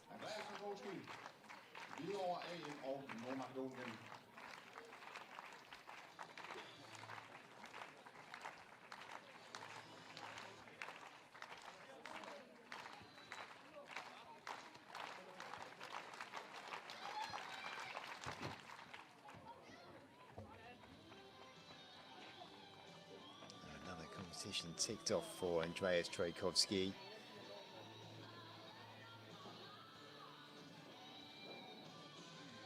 Big shake of the head from the athlete who represents North Macedonia, but this is very much his home, representing the country of his dad. Danish born and bred. 7:54 to close out then for Andreas Trajkovski. Just a very impressive, consistent sequence for him. But it's not really a sequence he wanted. He came here looking for a big jump. We mentioned Riku Ito before, who really is in need of a big rankings boost. And he'll be desperate to try and get a place at the World Championships in Tokyo. A home world champs, and not many athletes get to do that. The Ito needs to improve significantly, and he has come to Europe chasing the big events, chasing these World Athletics Continental Tour events, trying to get himself a position on the start to try and get that rankings boost. And he's running out of time here. And there's a week and a half to go until the deadline. So Ito with his final attempt, 7:69 is best so far. Can he at least improve on his ranking position? Gave it everything. He's just tries to work out his the control a little bit in terms of his technique. He's got all arms and legs when he's flying through the air.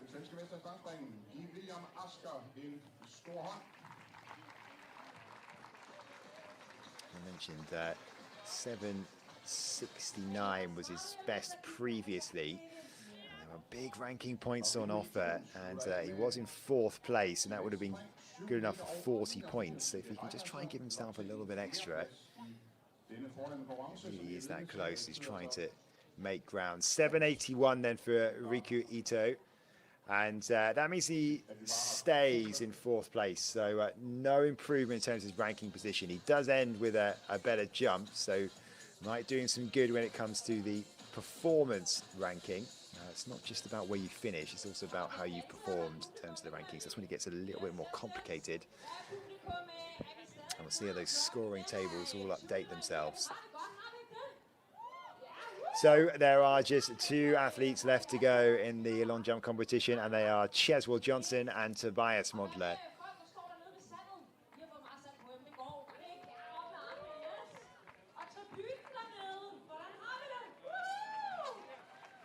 Over in the pole vault, we can just see in the background there, William Asker has also exited the competition. Juho Adasari and Alexander Onufriev both cleared 5:36 at their 2nd attempt. So we'll be focusing on that very shortly. Adasari skipped 5:46. Here is Cheswell Johnson over in the long jump. His final attempt, and to beat Montler needs to go further than 7:93.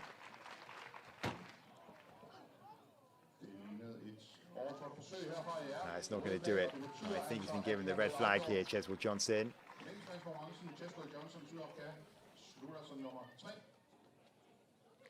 Yeah, so you can see there just got a glimpse there of his foot slightly over the line. So we already know that Tobias Montler is going to be the champion. Cheswell Johnson will have to settle for third place here.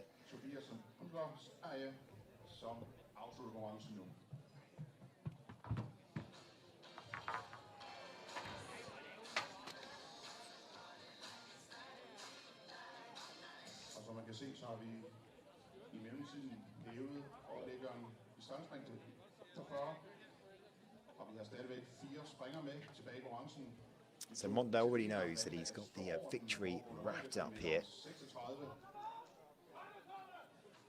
Og så er det altså den italienske mester Matteo Oliveri, der skal forsøge at komme over de 5.46 som den første. Og samtidig er vi altså klar til dagens... How can he finish? Can he at least get into the 8-meter zone?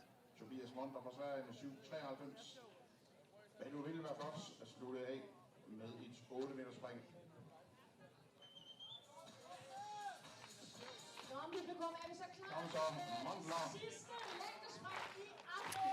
Tobias Montler then already the champion. He secured that with a leap of 7 meters 93. 6 centimeters back ahead of Henrik Flatnes, but can Tobias Montler finish with a flourish? A final attempt for the Swedes.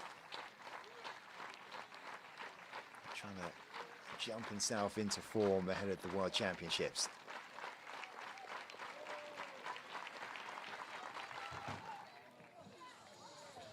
He gave it the big heave, but looks back in inspection to see if it's going to be any good for Montler. Not sure we can tell a lot from that expression. What's he been given here? I think he has been given a white flag here, so there will be a legal jump. And is it any better than 7 meters 93? It's not. It is exactly 7 meters 93. So it's funny how this keeps on happening in competitions you watch. They are separated by millimeters, centimeters, but Tobias Montler with exactly the same attempts as round 3, and the Swede, the former European silver medalist, is the champion here tonight. And you can start to think about some technical issues to try and work on to make sure he's in contention to try and compete for a medal at the World Championships in Tokyo, which, as I mentioned already, start in exactly 1 month's time. Og vi så altså hans landsmand Matteo Oliveri klare de 5-6 uden problemer. Lad Simone Bertelli også kan mestre denne højde i sit første forsøg. Stille op for Jamfjell betyder den gule flamme. So just one event left to settle. It's the men's pole vault. And there is Simone Bertelli. Bertelli with his opening attempt at 5 meters 46. And over.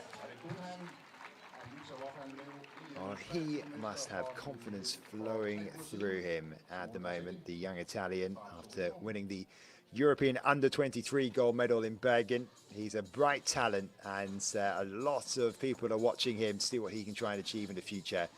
5 meters 70, his lifetime best, which he achieved in Bergen to win that European under-23 gold. And only 20 years old, and it's pretty hard, isn't it, to see if you can challenge the likes of Mondo Duplantis in the future. But this man is one of those who will be trying to do so. So Bertelli is clear at 5:46. So is Matteo Oliveri. Juho Alasari decided to decline this height after needing 2 attempts to clear 5:36, and Alexander Onufriev failed with his first attempt. So they are the only 4 athletes that are remaining. And Alasari is playing the long game, fancying his chances of winning the title tonight. So because he has 1 failure on his card, has decided to skip this height. Here is Olafiev. And just clipping the bar on his way down with his chest. Well, there are the three podium athletes from the men's long jump, and Tobias Montler in the middle there, winning with a jump of 7 meters 93. Henrik Flatnes to the left as we look at 7.87, and Cheswell Johnson with their third place. And let's see if we can hear from Tobias Montler. Tobias Montler, you won the competition today. You had a very consistent series, 2 jumps of 7.93. You didn't jump 8 meter. Are you a bit disappointed? Of course, I always want to jump the 8 meter, and especially now when I'm practicing both in Malmö and both here in Copenhagen. So I wanted 8 meters today, but yeah, next time. And in exactly 1 month, the World Championships in Tokyo will begin. I heard you have one competition before the World Championships. Yeah, that's correct. We have one more before, and that's in Stockholm, Finkampen. So hopefully I will get some 8 meter jump there, and I will be ready for the World Champs. And this year you moved to Malmö and you changed your coach. You have now the former Danish champion, Peter P. Nielsen. How much have you changed in your approach to long jumping? Of course, there has been some change, but in the end, it's still the long jump, so we cannot change that much. But of course, there has been some small changes, and we try to be more consistent in the approaches and also in the distance to try to always achieve some 8 meter jumps. But yeah, of course, I'm happy today, almost 8 meters, but next time I will beat the 8 meter marks. What is your goal, your ambition when we look towards the World Championships coming up? First one, it's the qualification, and after that, you aim the high you can. And of course, I'm reaching for the medal, so that's the goal, of course. In order to win a medal, how long do you need to jump, do you think? I think you will need to do at least 8:30, so you will need to perform some good jumps. We hope you will succeed. Good luck in Tokyo. Thank you, Montler. Yeah, prediction of something in the range of, or above 8 meters 30 is the prediction from Tobias Montler. He has achieved that indoors, 8:38, but not outdoors, 8:27. So he needs to make a little bit of an improvement. He needs to find a little bit of form to get back into the 8 meters, but he seems confident he can do that. And a little bit of a local boy now, I guess, training in Malmö. It's just over the bridge from Copenhagen, and I think sounds like he gets a lot of competition in here too. And just to give you some context, the world lead in 2025, 8:46 by Matiadis Tentoglu. That was set in June, 8:46. So that's the sort of form that's needed to try and win gold at the moment.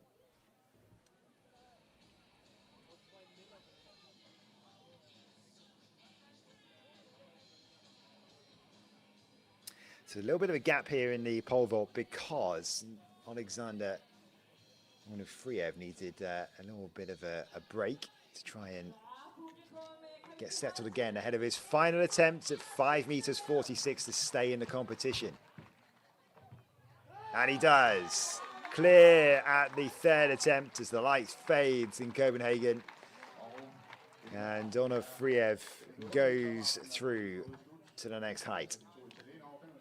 So 4 athletes remain. They are Bertelli, Oliveri, Onufriev and Alasari. And the bar will rise to 5 meters 56.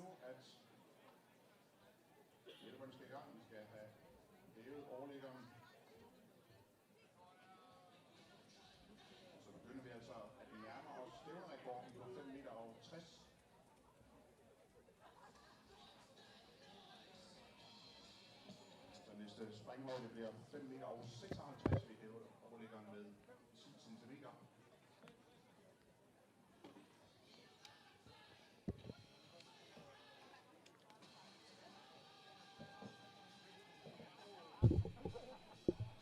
So it's an unblemished record so far for Simone Bertelli. He's only had 2 heights. 5:26 and 5:46. He's the only athlete left who does have a clean card so far. And Juho Alasari there, who skipped 5:46. Will re-enter the competition here, and he needed 2 attempts to clear 5:36. So Alasari, the former European under-23 gold medalist who had that title taken away from him by Simone Batelli, who's also in this competition, will try and clear here. 5:56, and Anasari's season's best outdoors this season, 5:50. So he hasn't cleared this in changeable conditions this season. Did clear 5:62 indoors though, so it's well within his reach. And 5:71 his lifetime best. So Anasari, who is only 30 odd points or so off the world rankings and trying to get a place in Tokyo himself, could really do with a big clearance here.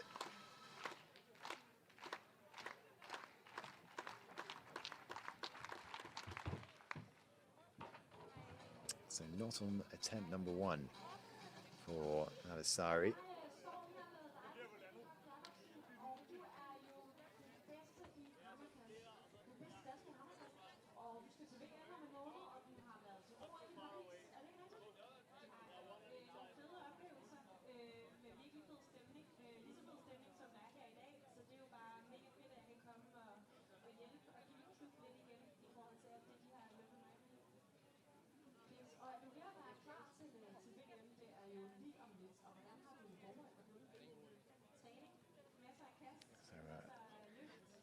Analysis from Anasari. Oh.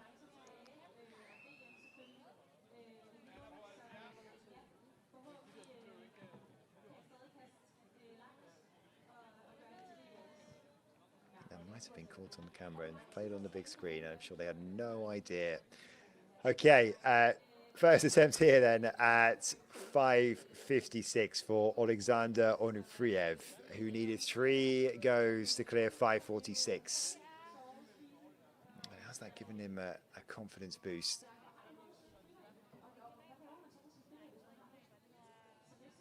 He's not quite ready. The bar not yet reset, so having to go through all his processes once again.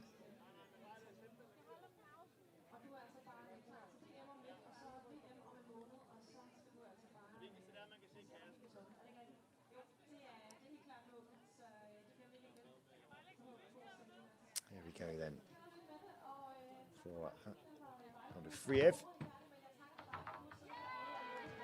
Oh, so close. And we've seen similar attempts throughout this competition, actually. Well, he looks like he's getting that extension almost pretty much spot on. The execution on the way down is not coming off for him at the moment.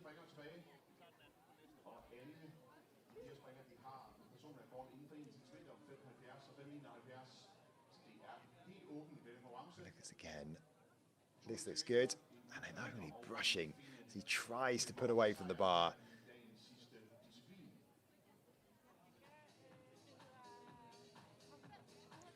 It's just the fly away at the moment, which is causing him a few problems. Very close though, Onufriev. Has been in decent shape this season. 5:60 was his personal best before he came into the this season. And I don't know whether Onufriev is now saying he's going to go at next heights just to try and keep himself in contention to try and take a top 3 spot, because he has plenty of failures on his card.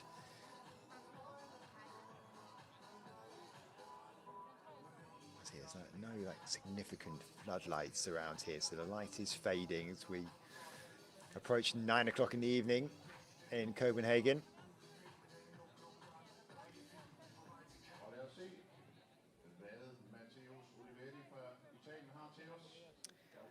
Matteo Oliveri, the Italian champion. His first attempt at 5 meters, 56. I never look confident there. Oliveri. I wonder what he might do here as well, because he has a failure from 5 meters, 26. So he wants to get himself in the top 3, maybe just has to play the game. This is the way that would be so interesting in the vertical jumps, where the tactics involves trying to keep yourself in contention. He's not playing around with the the heights you're going to skip to try and keep yourself in contention on count back. There's a replay of that from Oliveri.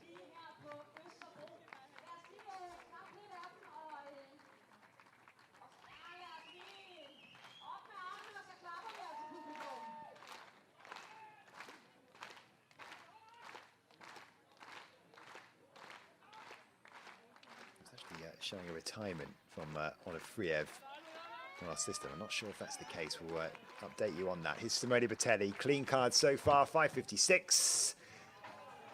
And his first failure. So Bertelli experiences disappointment for the first time tonight.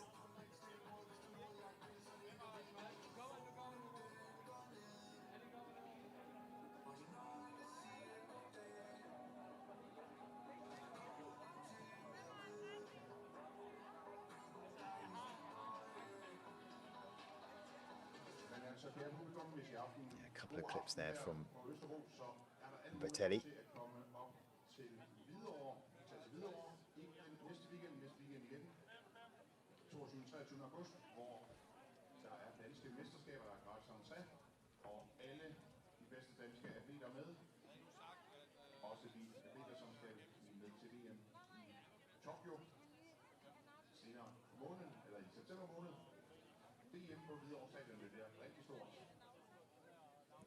Look at our results system. So it's showing at the moment as athletes decide what they're going to do next. Only Friev has decided to exit the competition at 5.56. We'll bring you an update as to whether that's the case or whether he's actually just skipping on.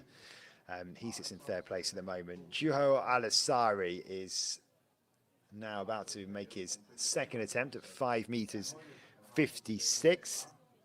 Remember, it's not something that he has achieved outdoors yet this season, but has in the past.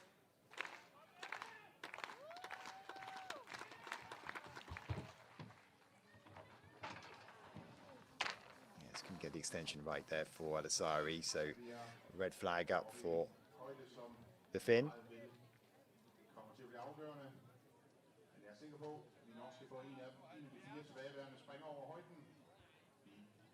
Really ping off in those bars if you don't get it right.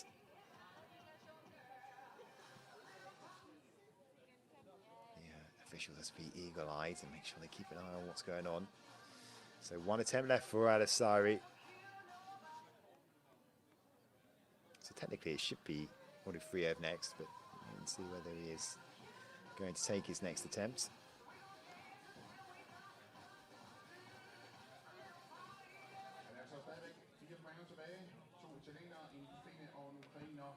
It's not going to be Friev, so here is Oliveri instead.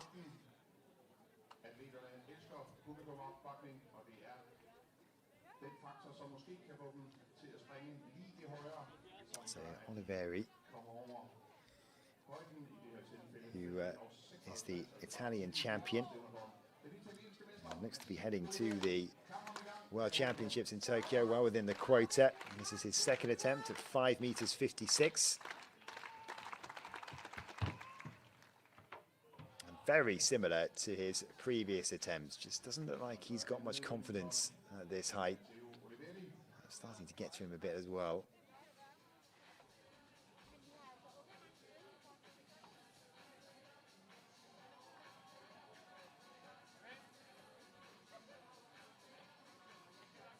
One attempt left then for Oliveri.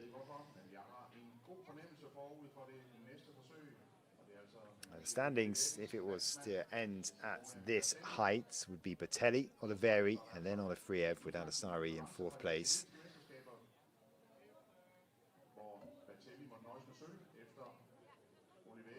So we have got an update to our result system. So Olifriev not retiring, but he is skipping this height. So one failure at 5.56, which means he'll go into his next height, which would currently be 5.61, but he'll only have 2 attempts to do it.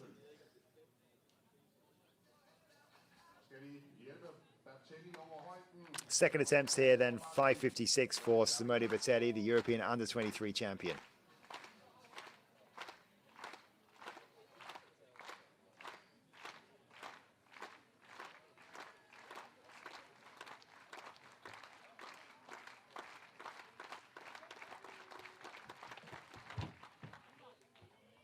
And clear, second attempt.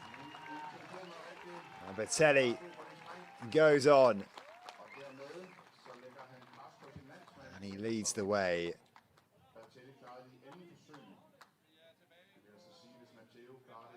And Alasari and Oliviev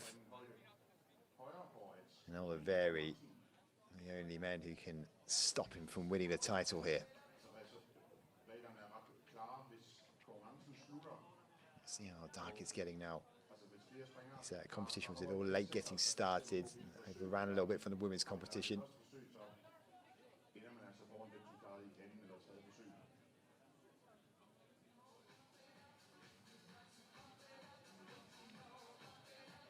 Under the lights, it's brilliant to watch athletics in this kind of setting.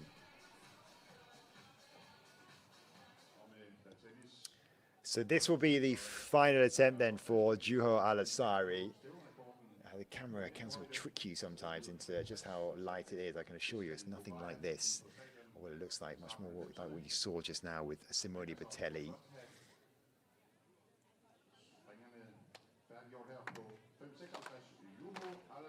So to stay in the competition, Juho Alasari, and he'll need to try and clear a height that he's not managed to do yet this season outdoors.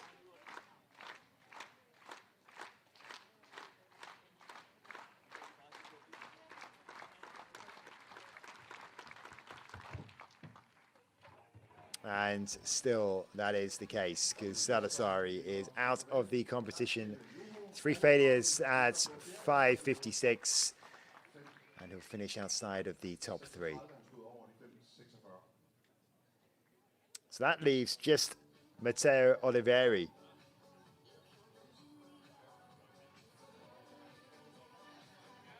At this height, still to clear. I mentioned before, repeat again, Onufriev has decided to go on to the next height, to try and keep himself in contention to move up the standings.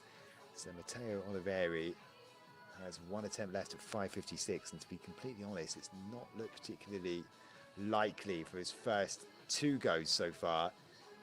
He's pulled out of the last 2 attempts on the way up.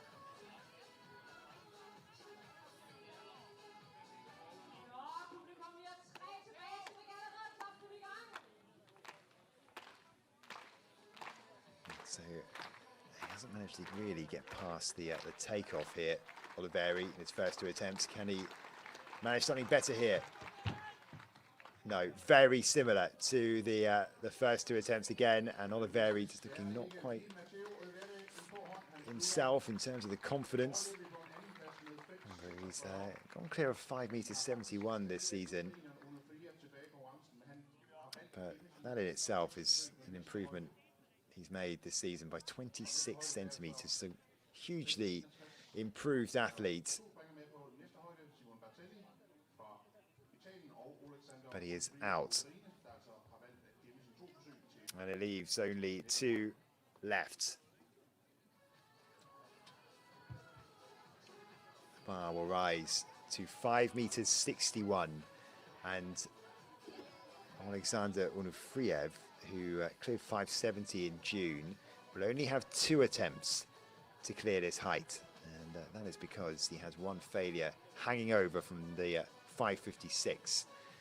So fewer chances for Onufriev, but can he at least try and go above Oliveri? So he sits in 3rd place at the moment, Onufriev, ready to go here. He's just waiting for the bar to be set appropriately. That's a 5.61, it's not quite ready yet, so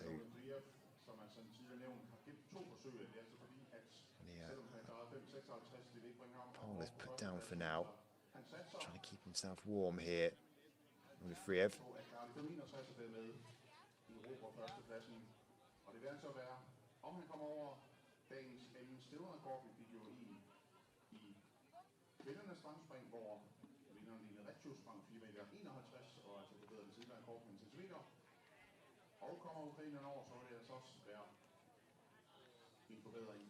It looks like he may have been given the go-ahead now. DM 1997 på Frederiksberg hvor Martin Boss var 75.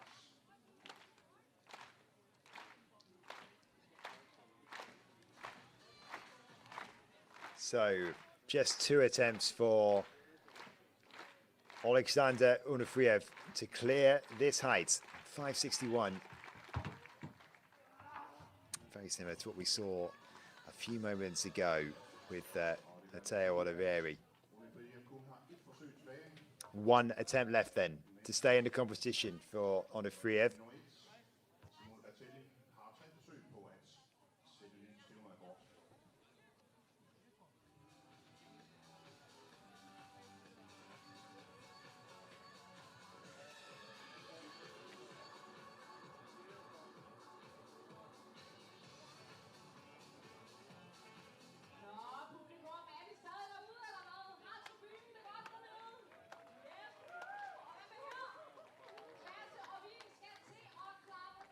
Simone Bertelli has looked pretty impressive tonight. Just 1 failure, 5:56 his opening attempt, but cruised over with his second go. And here he is with his first attempt at 5:61.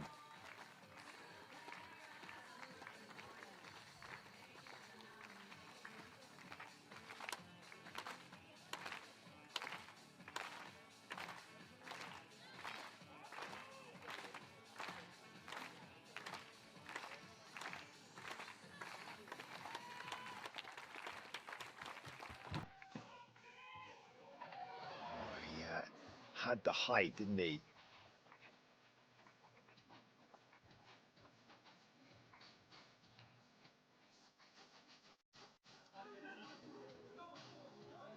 It's all the way off.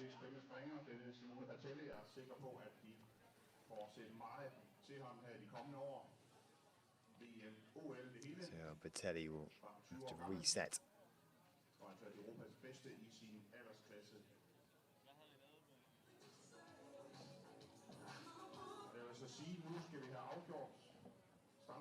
Get a real sense of just how high these athletes are jumping.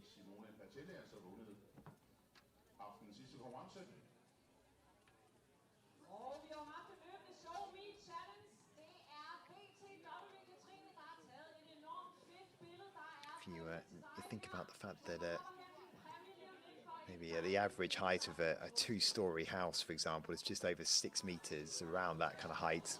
Starts around there anyway. That's the kind of heights that Monte Duplantis is clearing. These guys not a million miles off that. So if you look at a 2-story house and think this is pretty much not far off, maybe take the roof off of that. This is pretty much the height that these athletes are clearing. And then you get a real sense of just how petrifying it must be for these athletes. Get used to it after a while. Onofriev then, last attempt to stay in the competition, 5:61, needs this. And the bar pings off with the chest. And there's a lot to work with there for Onofriev. He's getting the height. He's even getting the turn in. It's just the final phases that aren't quite technically right there at the moment for Onofriev. Maybe something that he can just sort out. If he can get himself in contention for Tokyo, it's going to be a 3rd place finish here. He gets vital points and performance points as well, and he'll see where that all lands when it comes to the world ranking positions. And there is still a week and a half to try and get yourself on a start list somewhere else, try and get yourself to Tokyo. Disappointment for now for Onofriev, but finishes in 3rd place. So we have our winner, and it is Simone Bertelli. But Bertelli wanting to clear this height, 5:61. We have our top 3. So Bertelli will win it ahead of Oliveri and Onofriev, but it's only Bertelli who is left.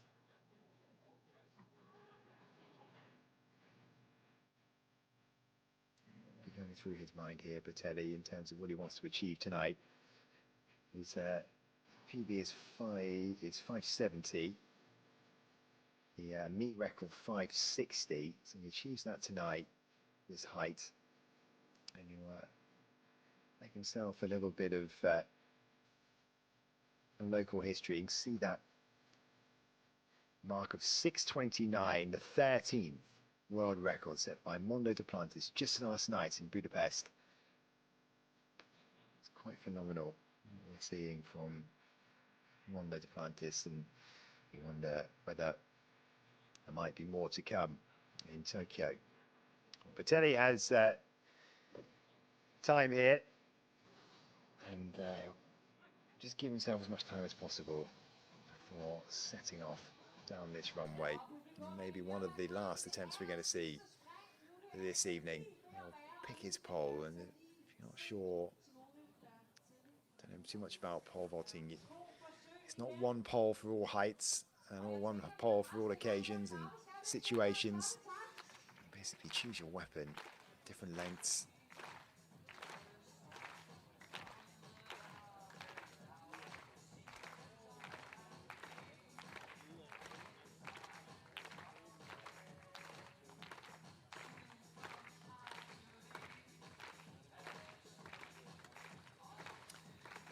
So second attempts for Bertelli at 5 meters 61 for a new meet record. And he does it. What a talent this young man is. And you can see why Italian athletics fans are excited. And you might have just heard there, 71, said Simone Bertelli. He wants to improve his lifetime best by 1 centimeter. So we will at least go once more, one more height, and see if he can get a new PB here tonight. He's obviously feeling good, Bertelli.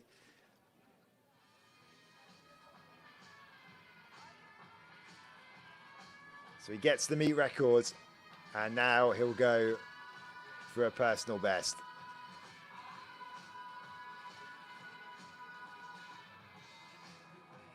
And this will do him so much good when it comes to his chances of going to Tokyo, because he is right on the edge of the world ranking positions. And I mean right on the edge. He's got one place to play with, essentially.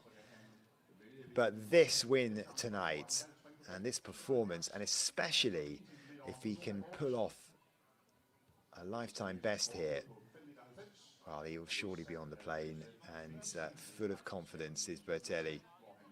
Maybe we'll get to mix it with Mondo in Tokyo. So I'll go through the replays, and he'll get a bit of time here.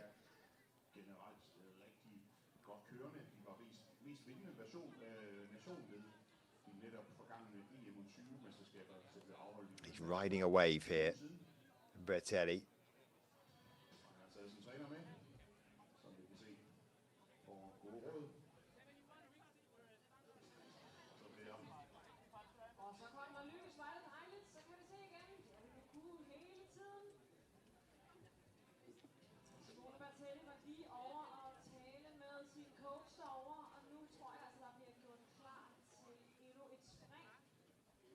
So what can Bertelli do here?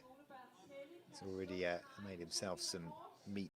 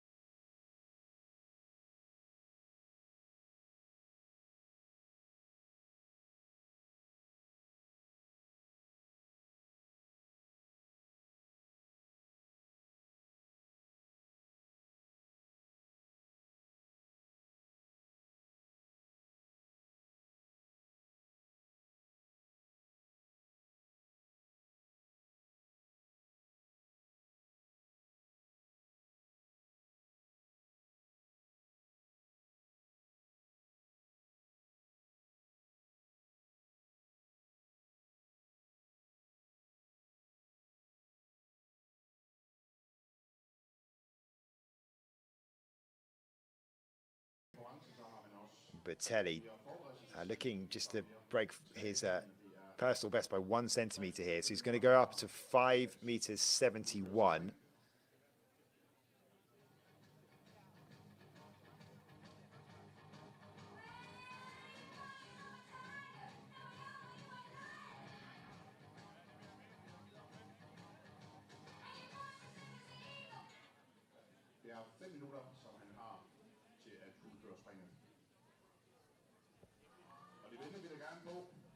So Bertelli is just about ready to go then when it comes to readying himself for this first attempt at a new personal best. Can he break it by 1 centimeter?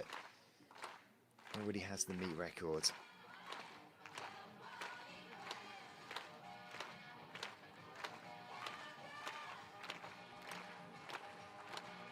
Here he goes then. Attempt number 1 at 5 meters 71.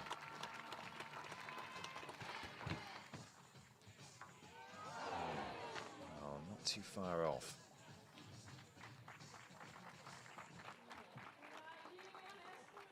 Doesn't think he's far away at all, Bertelli. 2 guys left. Still there. Good crowd is stay behind. Good to see this.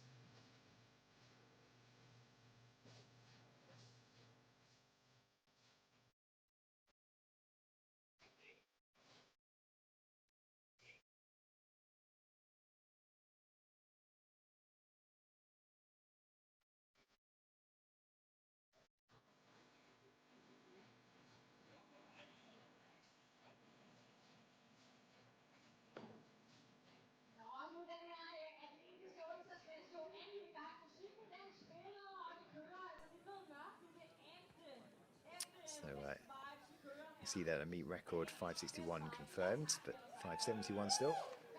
The goal for Bertelli is a PB set from Bergen from that European under-23 triumph, 570.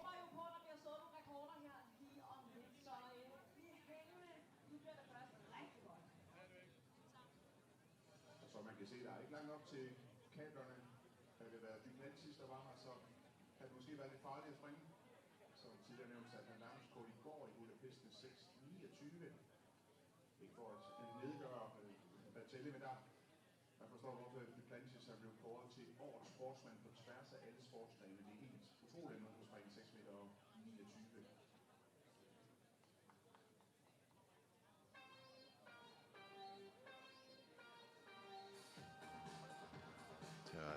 See that a countdown clock. Bertelli has 4 minutes to complete his next attempt.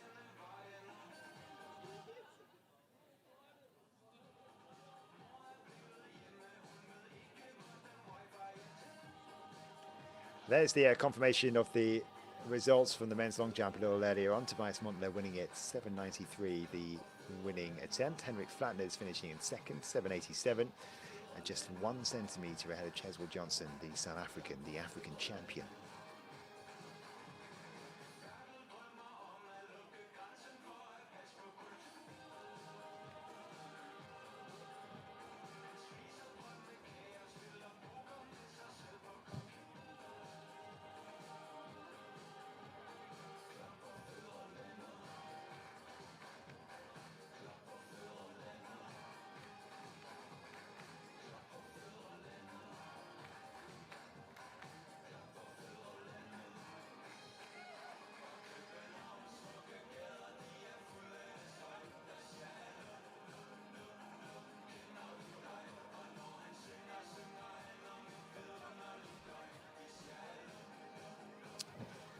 Bertelli, we saw just skip away, and there he is. So he's not going to take the full allotted 4 minutes that we saw available to him at that time. Just about ready now on the runway again, getting pretty dark.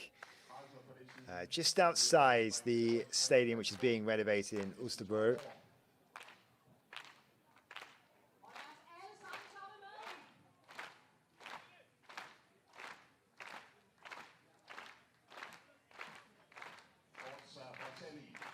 Here we go, second attempt at this new PB, 571. And he'll need another. Catches the bar on the way down, and that was not quite as convincing as the first one in terms of giving him some hope, and a little bit more deflated in terms of his demeanour as well here, Botelli.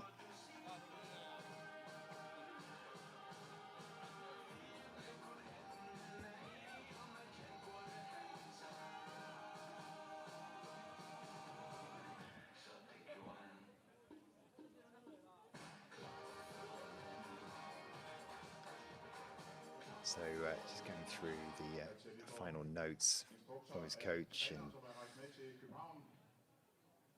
the countdown clock would have started again. Take as much time as he needs here, Botelli. He needs to find the balance between resetting himself and not leaving it too long.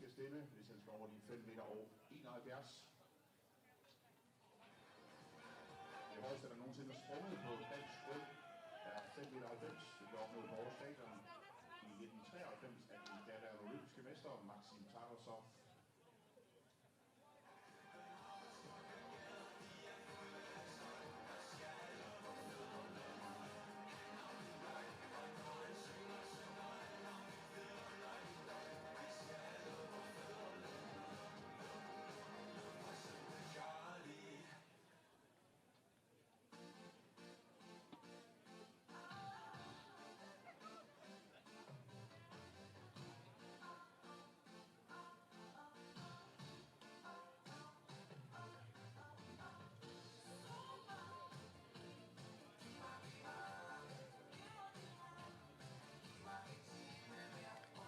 Botelli is just making the most of the time that he's got allowed to himself. Men altså, uanset om han klarer eller ikke, så bliver det vidne til en virkelig flot aften atletikmæssigt. Med 2 stævnerekorder, begge i stangspring, 4,51 hos kvinderne og foreløbig 5,61 hos mændene, og vi fik en overbevisende sejr i tæt tysk længdespring med Tobias Montler, Sverige, som vinder. See the countdown clock ticking down again.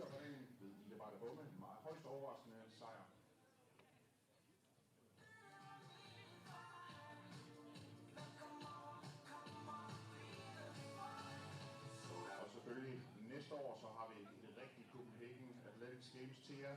Jeg tror ikke, at terminen ligger fast. Vi skal lige være helt sikre på, at Østerbro Stadion er færdig renoveret til den tid, vi krydser fingre. Og det kunne være fantastisk. So can he do it? Can Simone Botelli break this lifetime best that he's achieved in Bergen at the European Under-23 Championships to win that gold medal just a matter of weeks ago?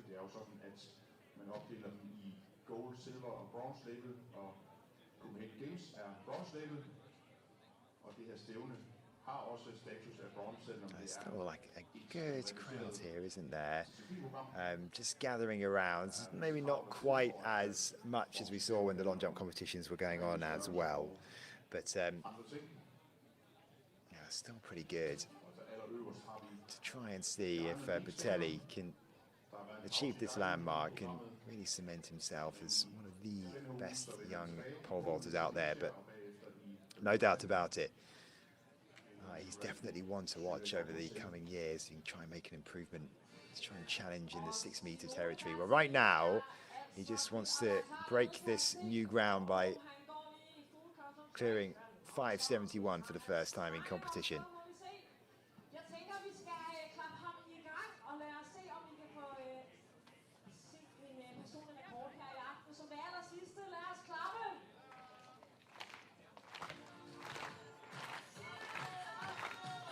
Simone Botelli then with his last attempt at 5 meters 71 to achieve a new lifetime best and really put a cap on what has been a brilliant few months for this young Italian.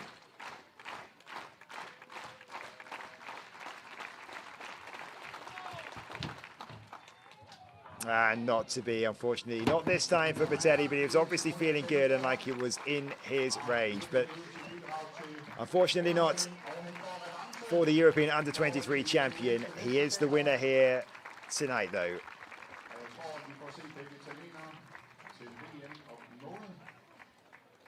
So in the end, a clearance of 5 meters 61, which was a meet record, was enough to win this ahead of Matteo Olivieri, who finished in second, and Alexander Unfriev in third spot.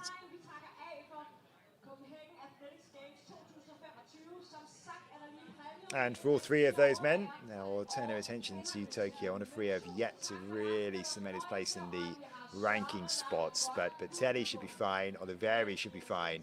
Onufriev maybe with a bit of work to do.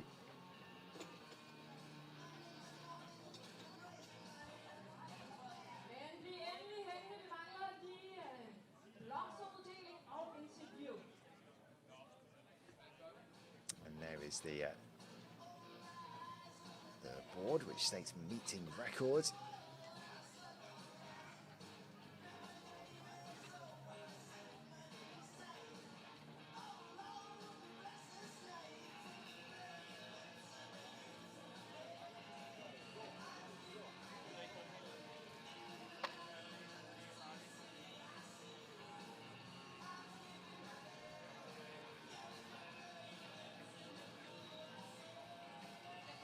Job well done for Olivieri tonight.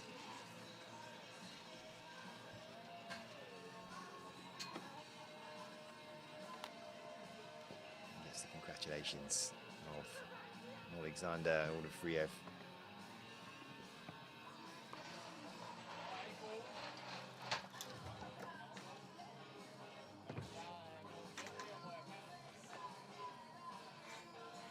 And there are the final results then. Simone Botelli winning it 5:61, a new meet record ahead of Matteo Olivieri. Wasn't quite feeling it tonight.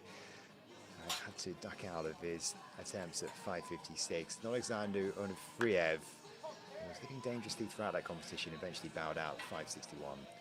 The clearance best of 5:46.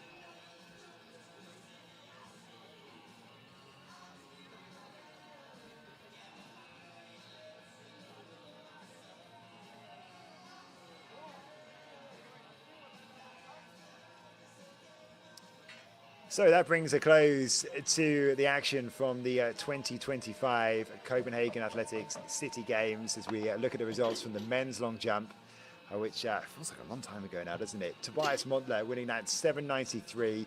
A bit disappointed in himself, wanted to jump in the 8-meter region, but not to be tonight. Henrik Flatnes, 7:87, 1 centimeter ahead of Cheswell Johnson.